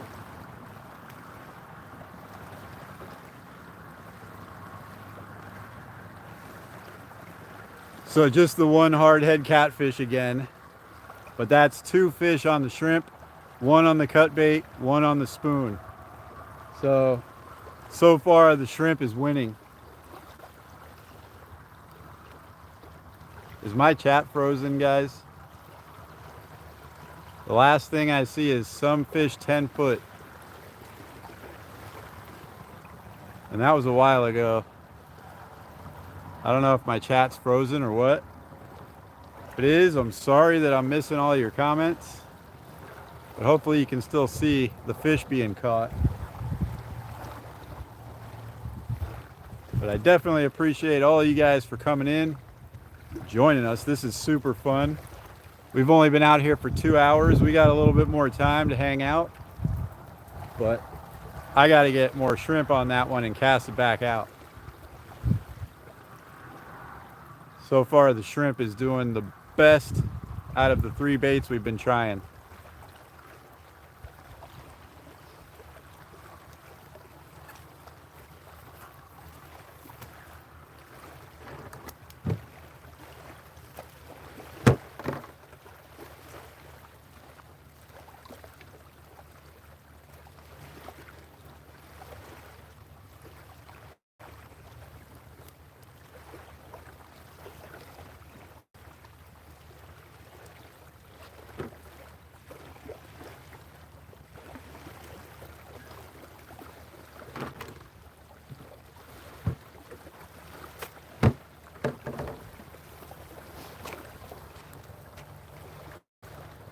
That guy that just came over to say hi a second ago was from Tennessee, on vacation from Tennessee.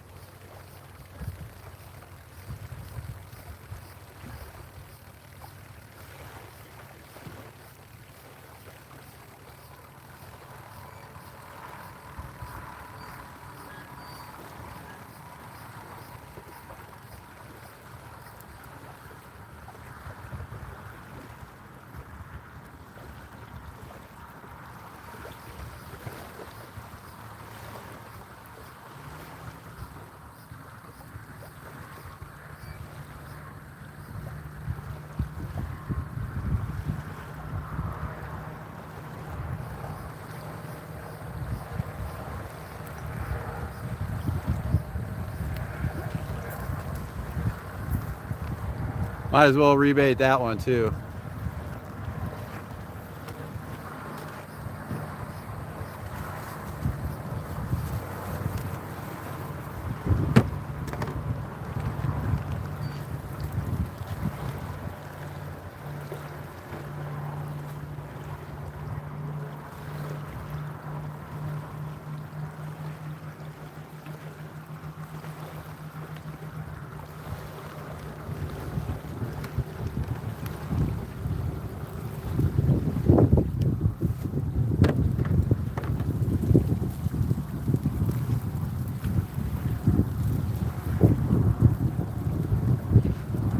I think we're starting to get some wind coming in here, guys. I'm gonna have to put the wind protector over the speaker here in just a second. Let me get this piece casted back out.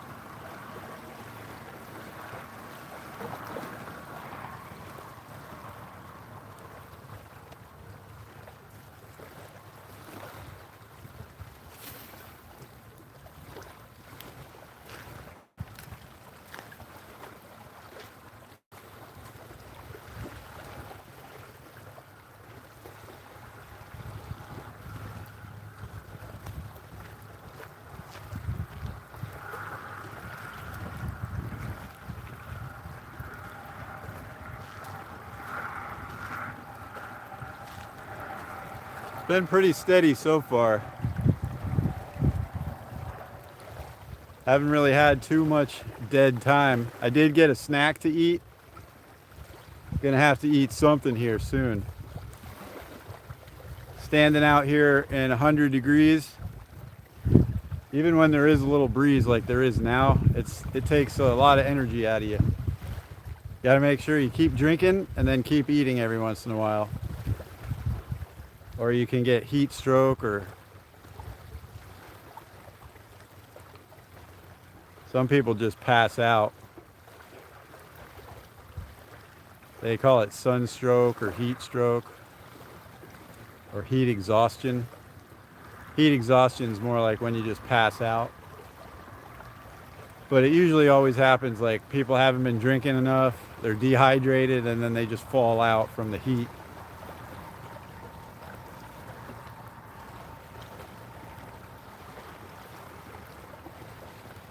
Oh, there's something tapping the shrimp rod. Come on, take it.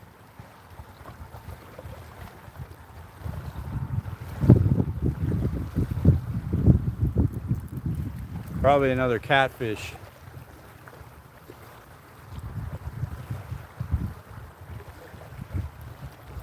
Oh, my chat just unfroze.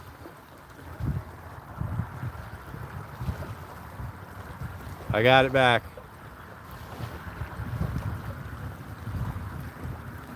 Yeah, appreciate it. Catfish are fun to catch, but definitely not what we're working with. The drag was just a bit loose on that last one.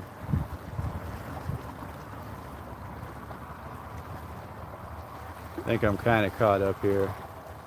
Subscribe now.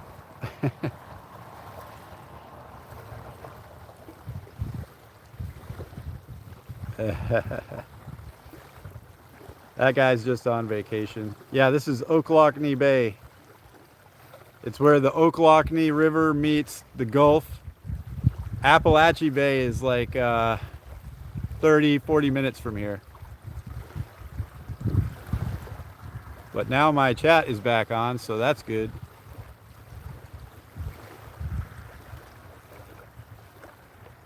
I never fish Appalachie Bay because it's a good distance further from home, but also I don't really know any good spots where you can just stop and fish on the beach.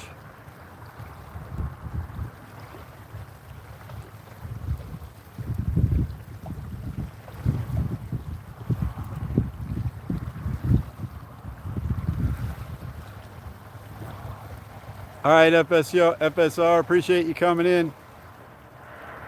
Appreciate the good luck. Fun hanging out. You have a good one.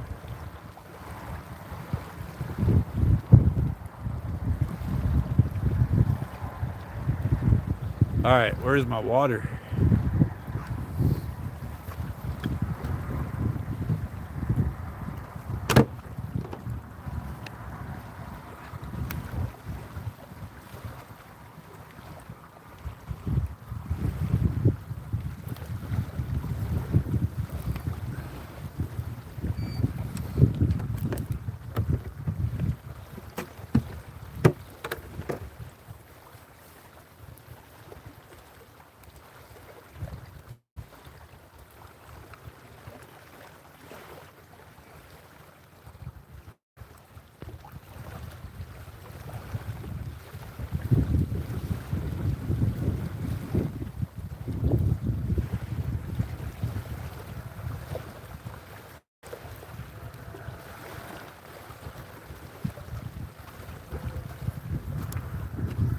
Are you guys starting to hear the wind a lot?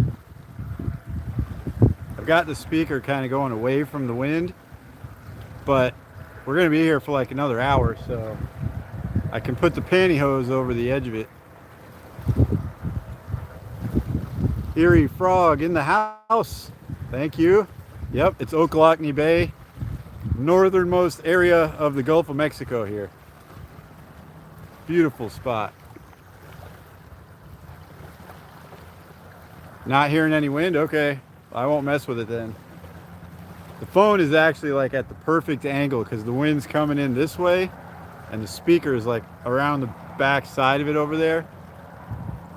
But let me know if you start hearing a bunch of wind and I can just put the little cover over it. But I'm going back to the spoon. Thanks, Erie Frog. Thumbs up. Hit the like button. You heard him. Do it. Do it. We're going to throw this gold spoon and hopefully catch a trout or a redfish here. The other baits are just catching catfish.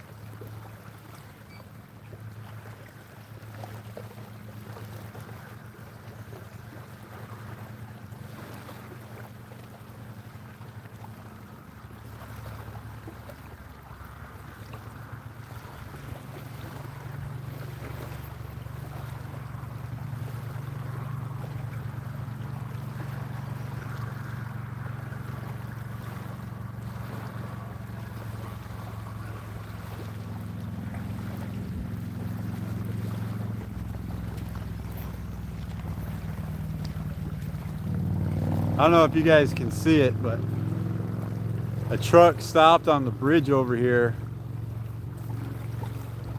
This bridge is not a bridge you want to stop on. He must be having some sort of issue. Definitely emergency stopping only over this bridge. It's 2 lanes. Not supposed to stop at all. Wonder what he's doing.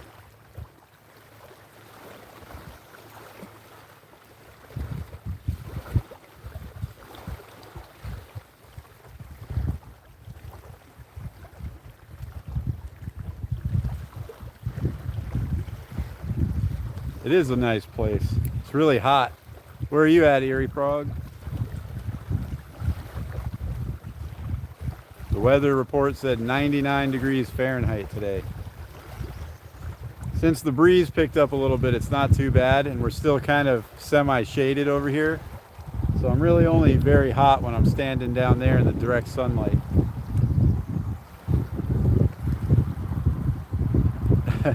Subscribe now.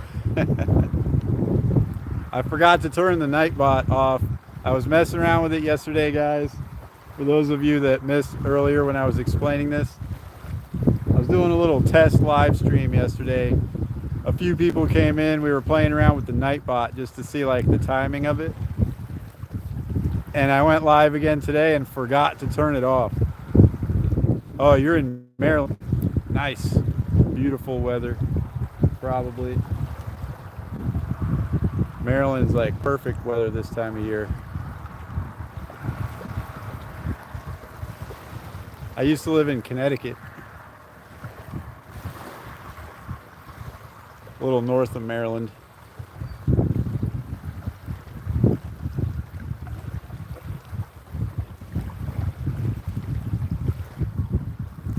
All right, back to the spoon here.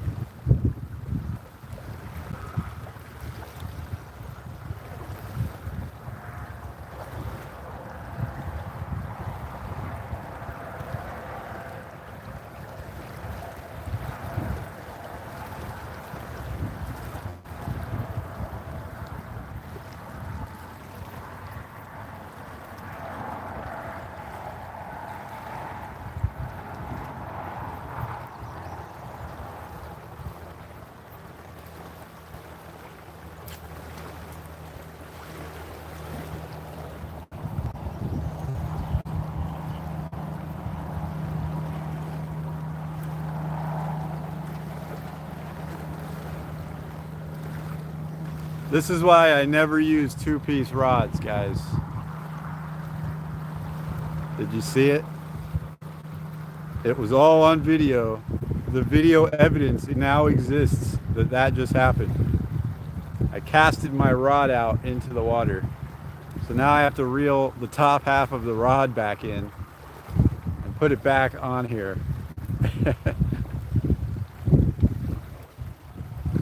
Yeah, I love to fish too, Erie Frog, for sure. Not when that happens though.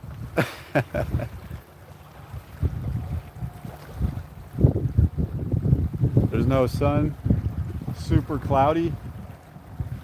I could go for some cloud cover right now. Yeah, it's not broken. I just hate it when the top half of the rod flies off, which happens a lot with two-piece rods. So I think I'm gonna sand this a little bit and put some epoxy on there, and then put the top half on, make sure it's all lined up perfect, and then it'll become a one-piece rod. That might happen tonight, guys. I might do a fun little 20-minute live stream later tonight of me making a two-piece rod into a one-piece rod.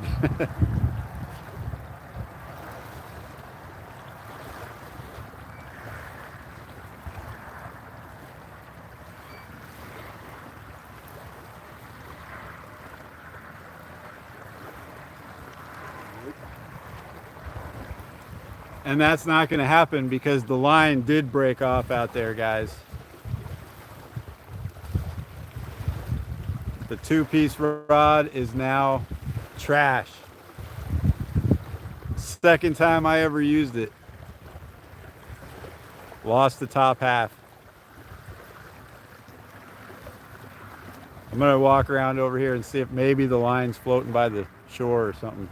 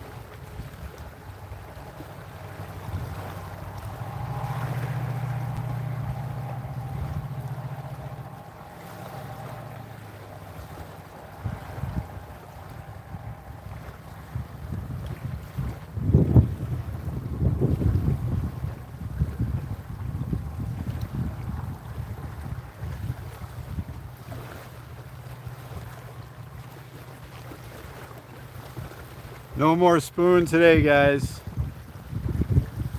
Yep, rod is definitely gone. Bill Reddick in the house. Appreciate you coming in.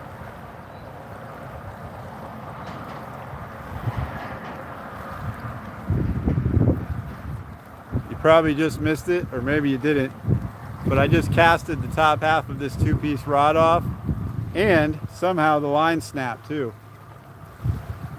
And this was our only way to fish the gold spoon.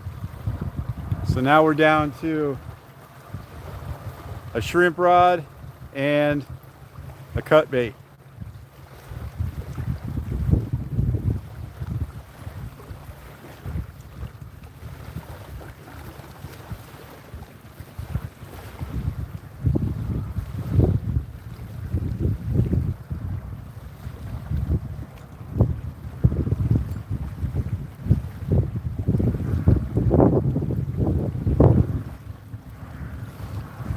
Here was my thought process a few days ago at Walmart, looking at this rod,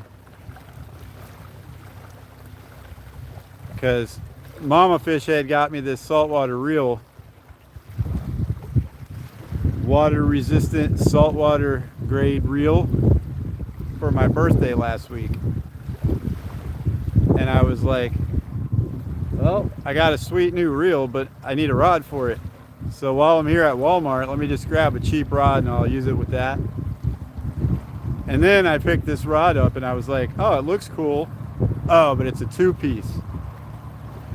And I was like, there's no way I'm getting another two-piece rod. I haven't had one in years because I hate when the top casts off. And then I was looking at the one-piece rods and I was like, these are too expensive for how junk they are at Walmart. So I ended up just getting this cheap two-piece one. and I got to use it twice.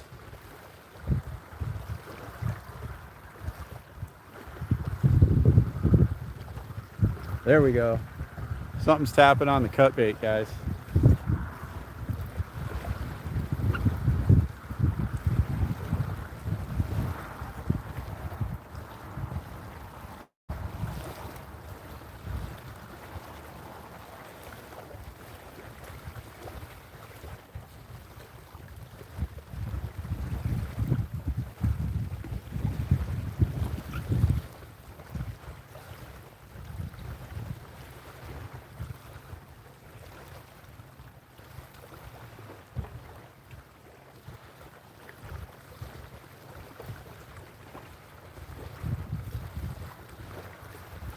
Could just be me, but I always feel like if they're just tapping it and playing around with it a little bit, if you reel it like just a couple times and move the bait just a little bit, it makes them mad and they attack it.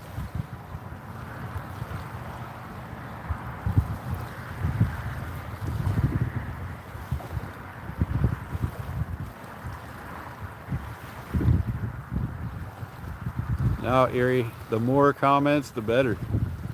And make sure you hit that like button.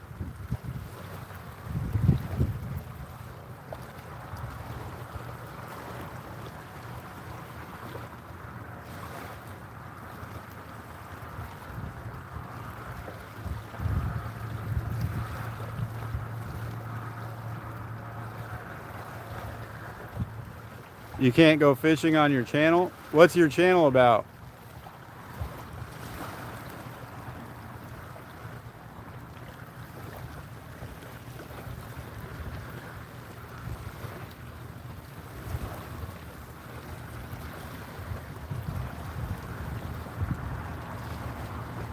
I know if you have like a gaming channel or like a cooking only or like a fitness channel, you don't just want to like start throwing random stuff like fishing in there. We kind of have ours like outdoor activities almost, mostly fishing, but we do like camping, some cooking, grilling, homestead stuff. We got chickens. I build stuff on the property, cut a tree down for a video last week. We do some random stuff, but a lot of fishing. Oh, no car, no money. Okay. I've been there.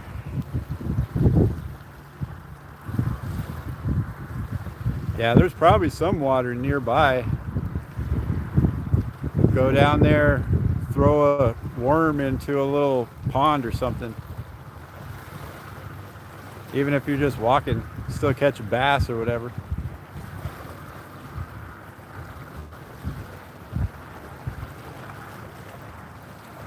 Come on, fish. Oh, too far away from water too.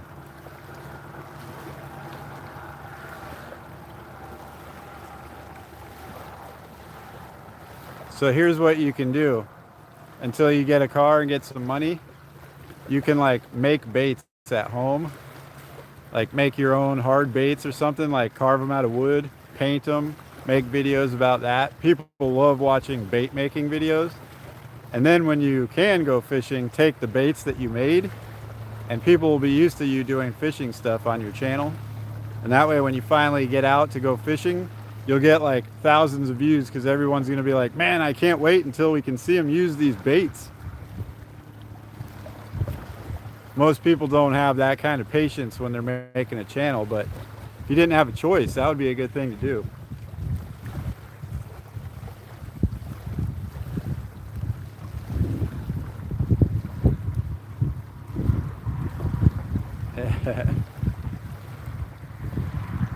Garlic worms, yeah, soft plastic. Soak them in some garlic fish attractant.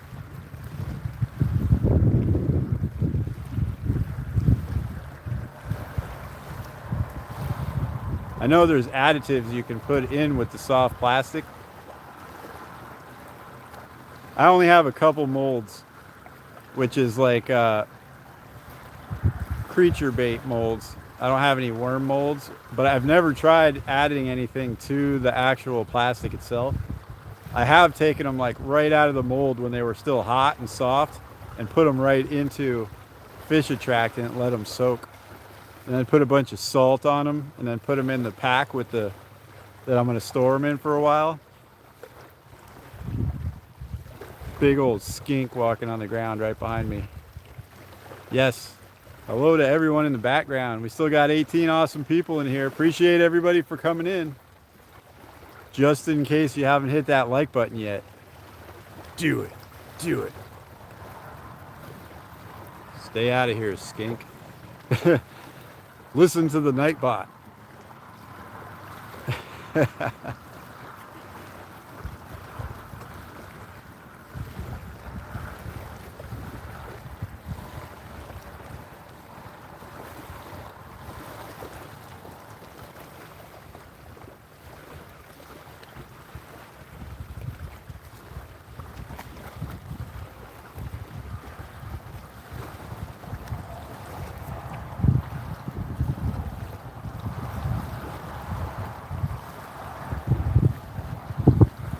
Yeah, Bill, I did not mean to leave Nightbot on, I promise. You can ask a couple of the guys that were in here. We were doing a test live stream yesterday, and I was just playing around with Nightbot to like see the timing of stuff, and I forgot to turn it off. And then when I went live today, I was like, oh no, Nightbot's still on here.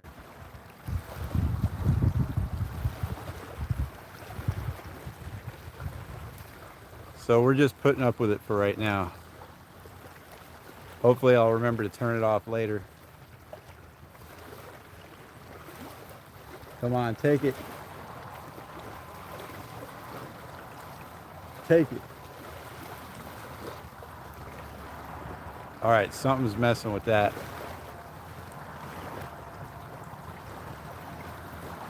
Left rod, guys, left rod.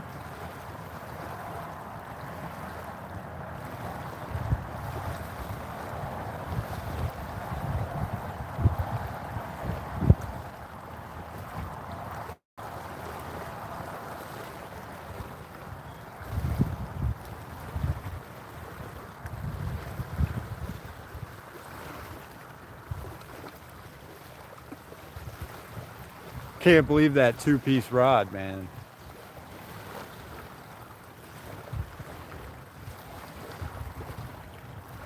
Blaming that on our lack of trout.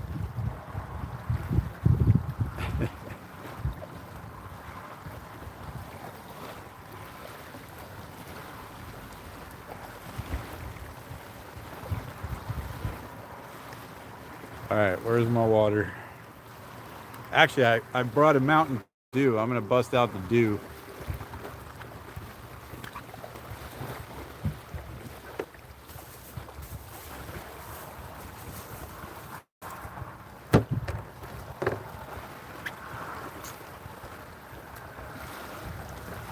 The dew has been on ice for like 2 hours now, over 2 hours, so it's gonna be amazing.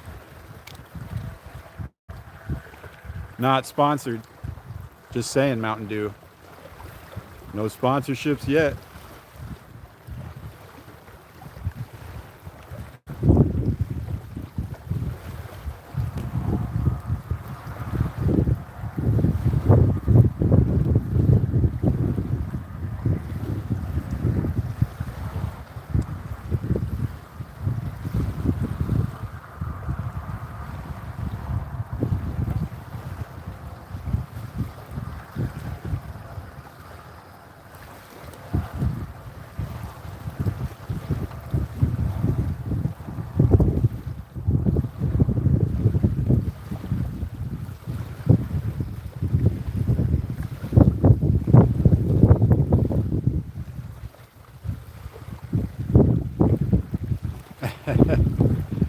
Yeah, who knows who's in the background. We got like 5 people active in the chat. But yeah, it's cool.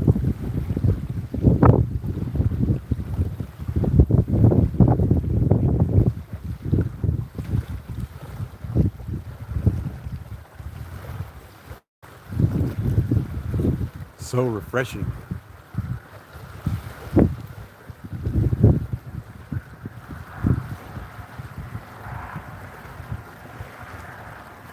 It really is though, guys. Cold Mountain Dew when it's 100 degrees and sunny.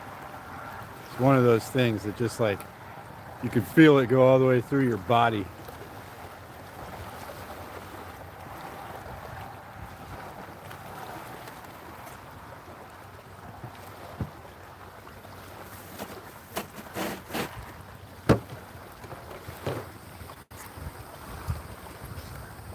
All right, I think we're gonna have to check the cut mullet bait.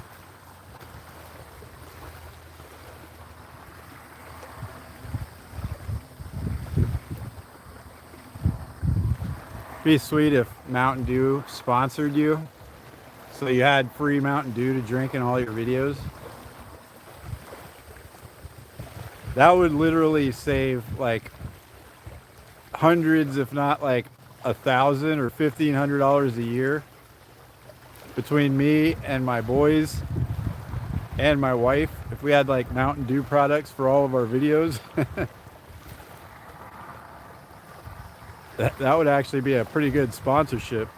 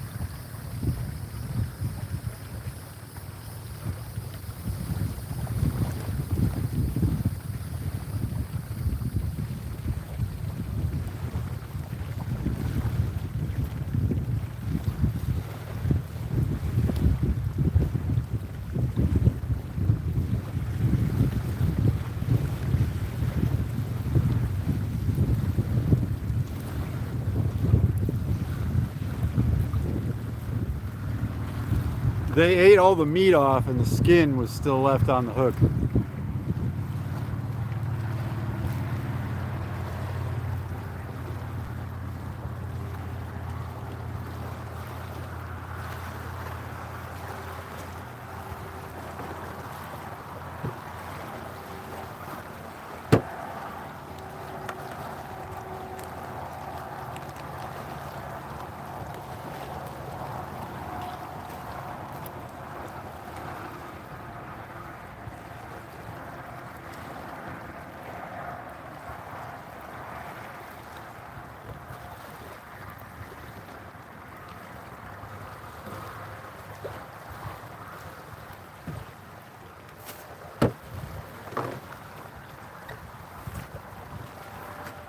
The cut mullet is the bait that I never try to save.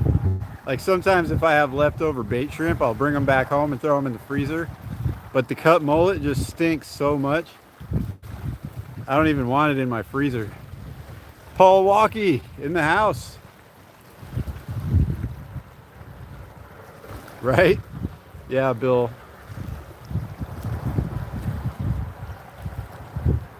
It is delicious. Dylan always wants to try every single color and flavor that they make. So we're always buying like purple Mountain Dews and white Mountain Dews and pink Mountain Dews. He'll take like this much out of one every once in a while and be like, this one's disgusting, I can't drink it. I'm like, well, why'd you get it if you didn't know what it tasted like? Paul, you're in here. I'm glad that you missed what happened earlier. I had a 2-piece rod and I ripped it out there, snapped my line off, and lost the top half of my rod. Second time I ever used that rod, too.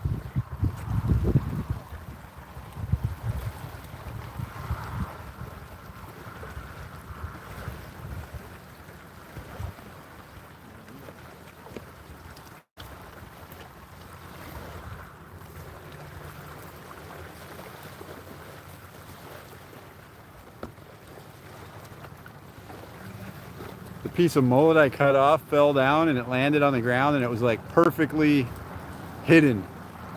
But I'm gonna get this casted back out.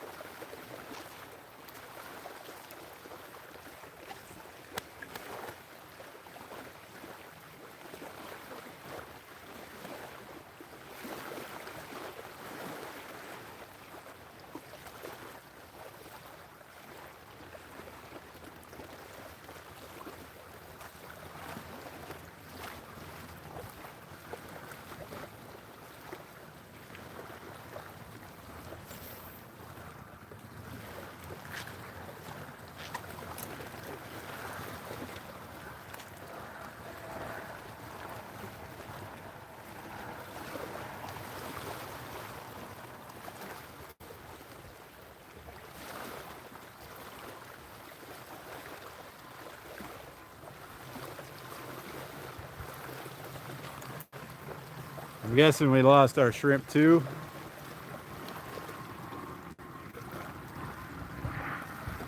Better check the shrimp rod.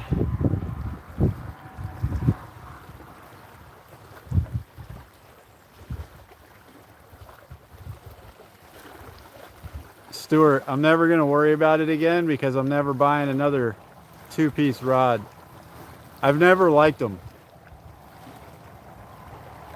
All right, Bill, if you disappear, appreciate you coming in. Yeah, I've never liked 2-piece rods. They are easier to transport, I guess. But other than that, I don't like them. I just got that one because it was really cheap. I'm going to bring in the shrimp rod and check the bait.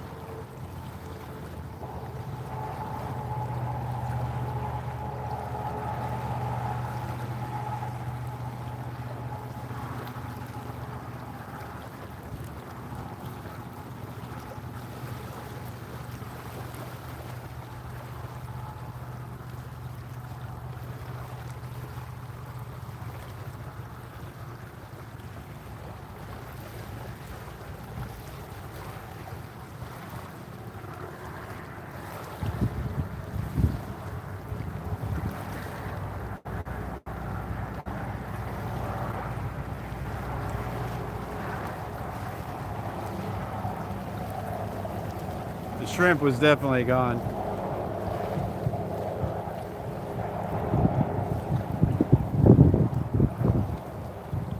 The weird thing is on the mullet rod, while I was bringing the shrimp rod in, all of a sudden it just went totally slack for a second.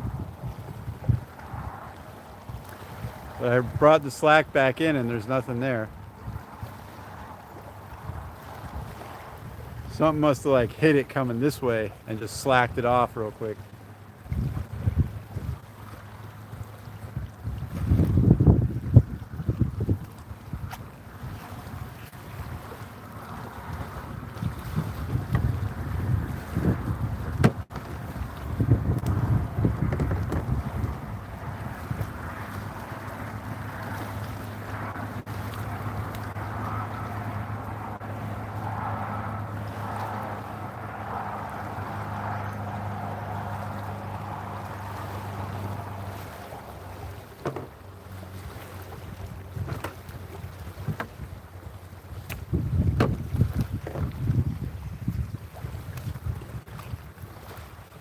There's no way I'm using all those scent-soaked shrimp today, but I've kept them on ice super cold the whole time we've been out here.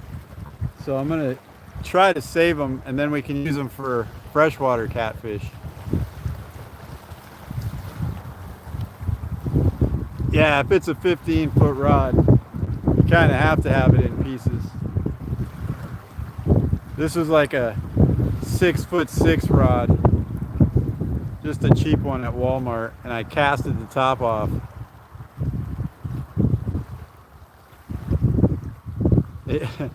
Stuart uses fly rods, so yeah, those are always in pieces. I have a 4-piece fly rod at my house.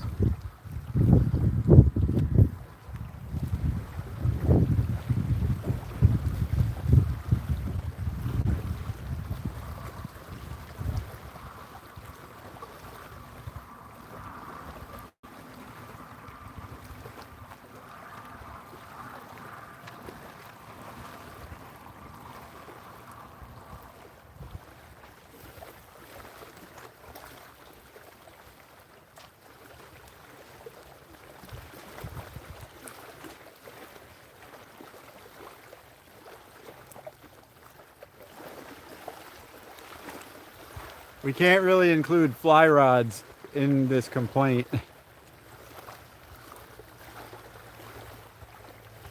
A 5-piece spinning rod.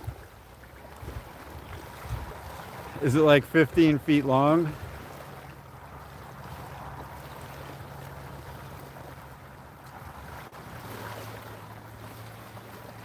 That just sounds like a lot of work every time you want to use it.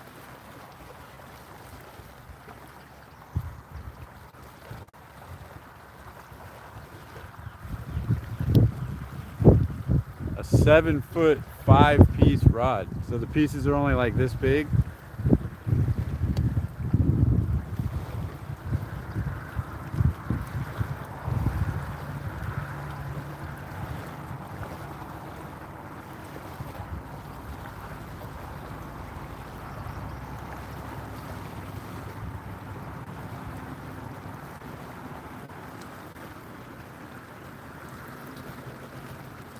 That truck that was stopped up there on the bridge is gone.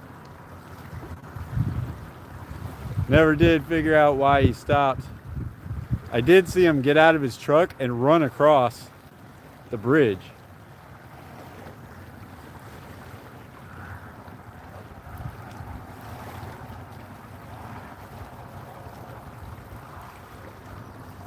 Maybe like something flew off of his truck. The tide's actually going down right now, Thomas. As soon as we got here, it was high tide, which was like right here in front of the rods. But now we're about 15 feet back from where the edge of the water is. Our tides here don't go up and down nearly as much as they do over there. It's like a 2 to 3 foot tide.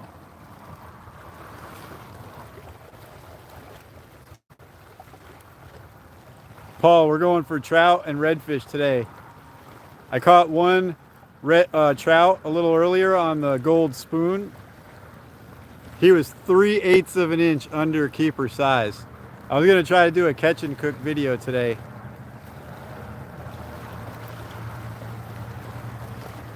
Something's tapping on the shrimp.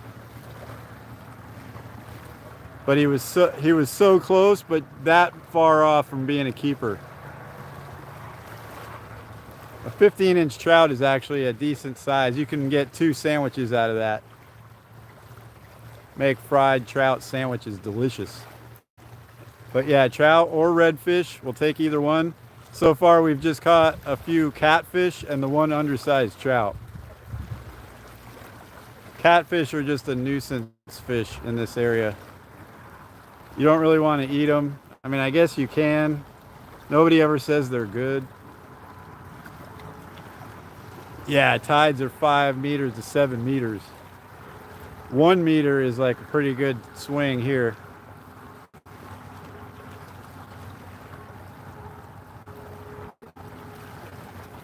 The craziest thing that I've seen, this entire bay, one time we had a hurricane coming in, and as the hurricane was approaching, all the water got pulled out of the bay, and it was literally dry.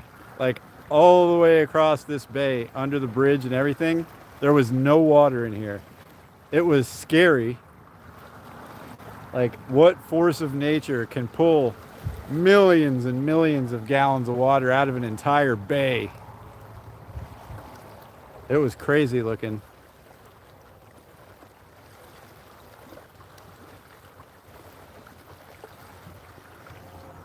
The Soggy Dog Brigade.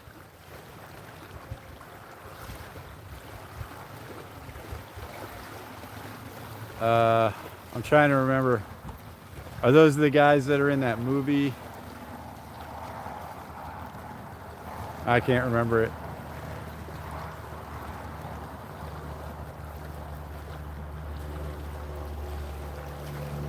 "16 meters. Wow. Yeah, if it's like the super high tide or the super low tide, it's probably 1.5 meters maybe at the most.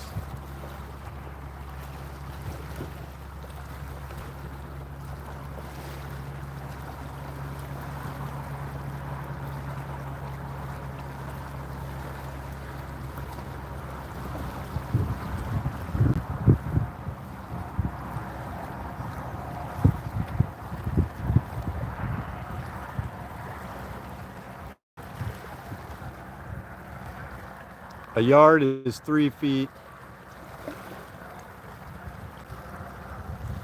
A meter is like just a little bit bigger than a yard. So yeah, probably 1.5 meters would be a really big swing for us.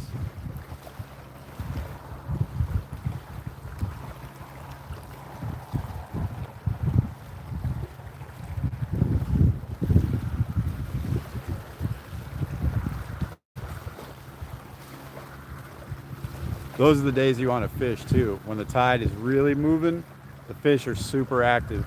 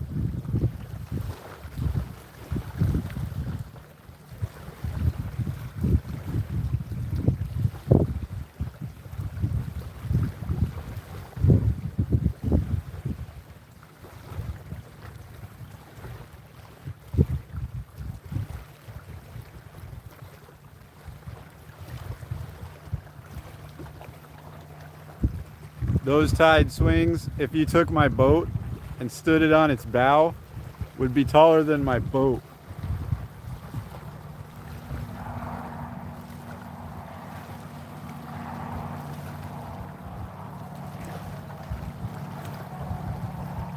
There's this place up in Canada, in Nova Scotia, where the tides are super, super high and low. I just blanked on the name of it, but they have like hundreds of feet of tide.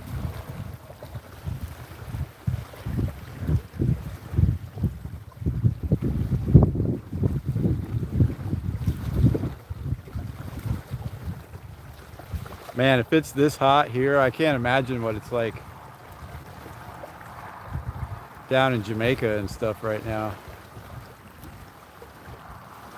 Paul, everybody's doing great. Thanks for asking. Yeah, Dylan and Lucas are at the grandparents' house for a couple days, just visiting. Mama Fishhead and baby Zach are just at home resting, still recovering, just hanging out. I wasn't needed direly today, so I said, hey, why don't I go fishing? So we're just hanging out here.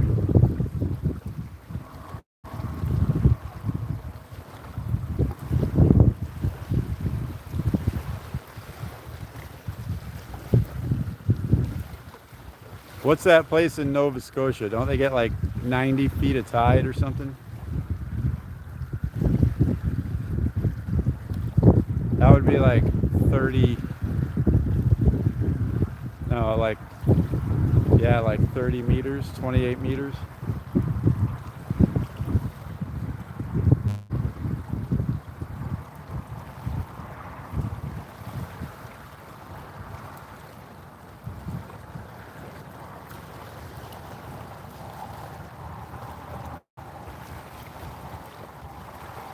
Never been to Germany. Never been to Europe, Asia, Antarctica, Australia. I've only been in North and South America.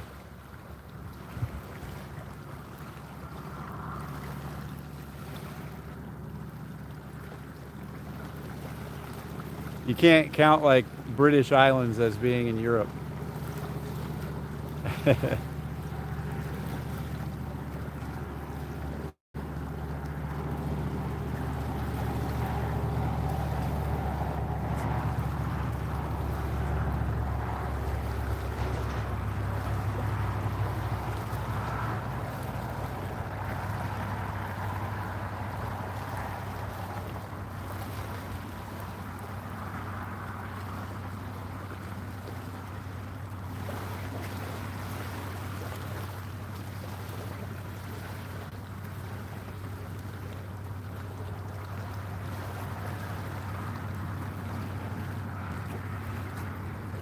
We just hit the 3-hour mark, guys, and the bite has totally died.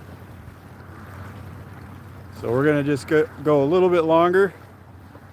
Maybe do the 15-minute countdown.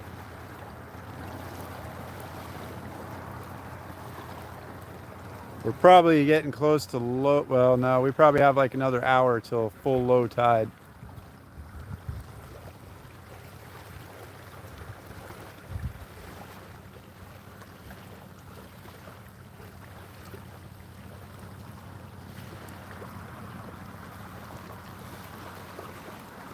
Yeah, one day I'll be in Europe. I got to go to Scotland to play golf.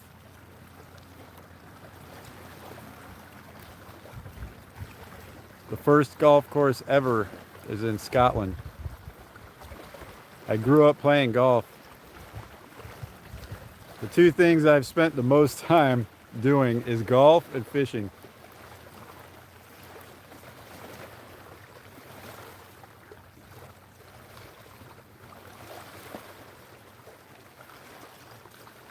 That could include work too.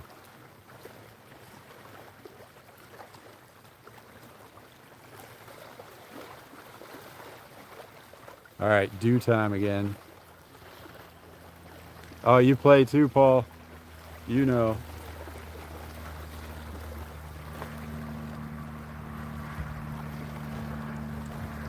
The bad thing about golf is it's all your own fault. At least with fishing, you can like blame the conditions or the fish or the weather. But in golf, if you suck, you just suck.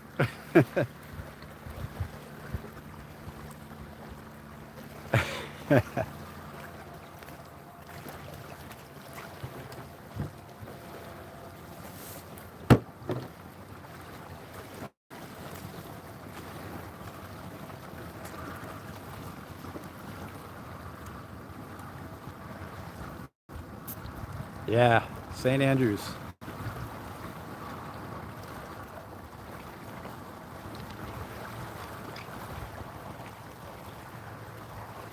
When it first started whenever it started, like 200 some years ago, it was called golf. Goff. And they changed it to golf at some point.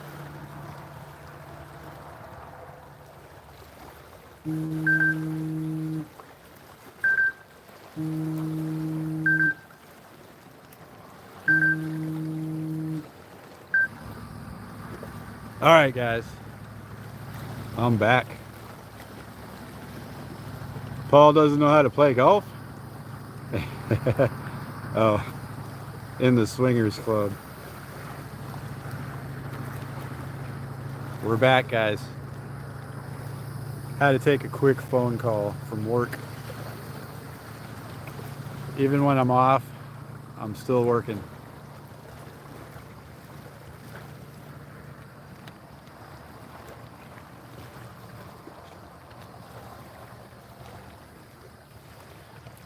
Man, just being off for like 30 seconds, we're dropping like a rock. Our viewers all left us. We're back, guys. Don't leave. That's all right. We're going to call it here in like 10 minutes anyway.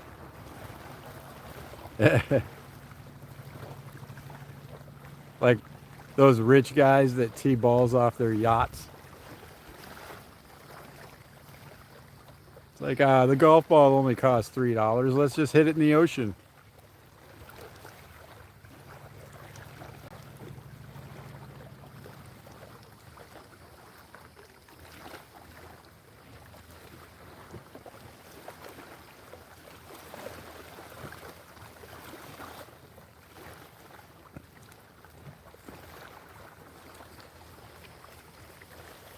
Nice.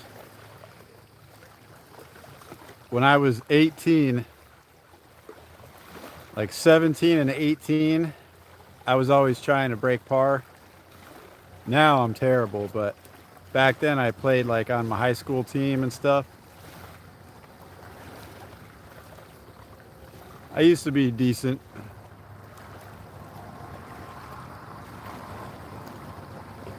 The thing with golf is the better you get, the less satisfied you are. Because you're always like chasing perfection, and perfection doesn't really exist. So you're getting this close and then you're disappointed. Or you hit a really bad shot and you're like, how can I do this?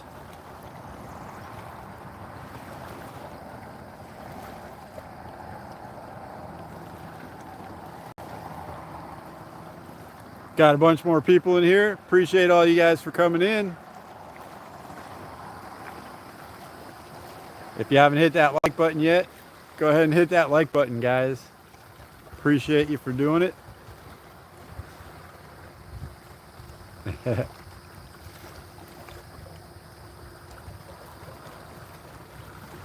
I just bought a new driver like a year and a half ago, Paul. My old driver was like 20 years old. I got at the time, like the newest Callaway driver that just came out. Of course, they release a new one like every 4 months, so it's already outdated now. But at least it's not 20 years old.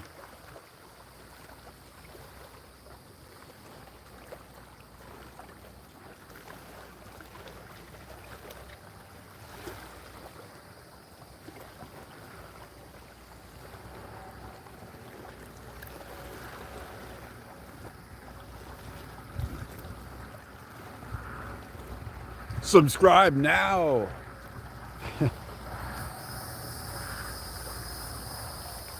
Yeah. Not quite as good as they once were, but still better than I ever was.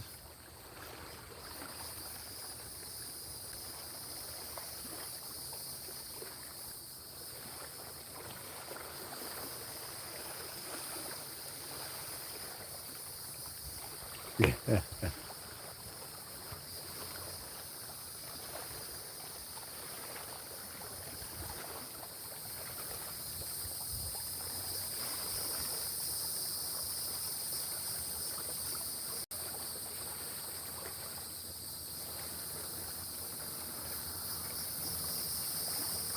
I've got the Callaway driver, Ping putter.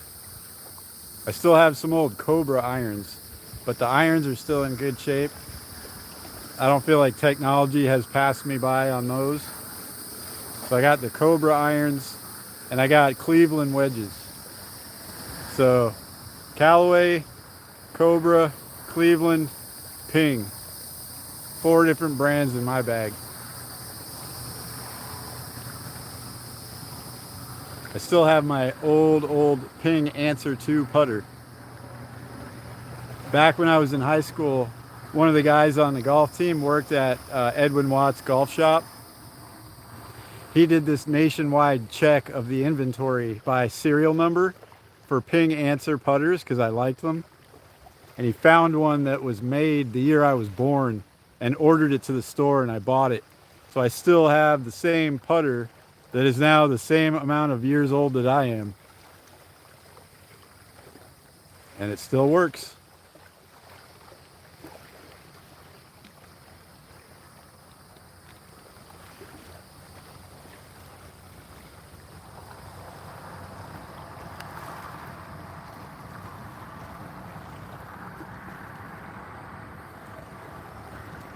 It really should. If any golf club companies made fishing rods, they would be like the best fishing rods out there, because the material they make golf club shafts out of is like super high-end special graphite titanium alloy stuff. If they could make fishing rods as good as they make golf clubs, we'd have the best fishing rods ever.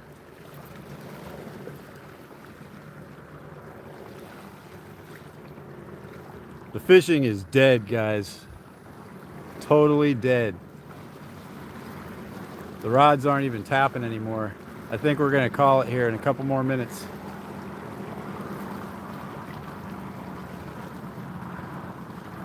It's getting near low tide too. So you always want to be fishing the moving tide, either incoming or outgoing. When it goes slack, then the fish just don't really do much. You can still catch them, but just not as active.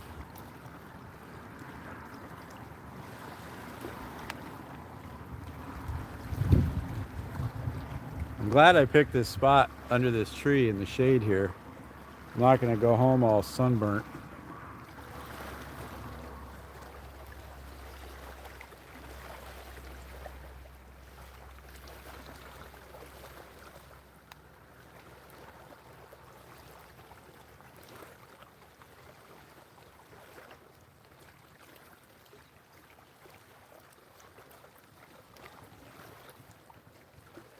Yeah, guys, I've lost all hope.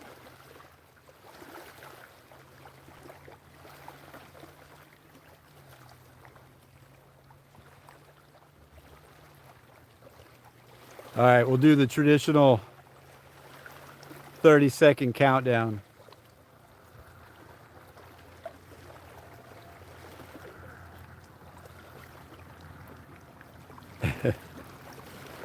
Yep, the fishing is dead. All right, starting right now. 30-second countdown, guys.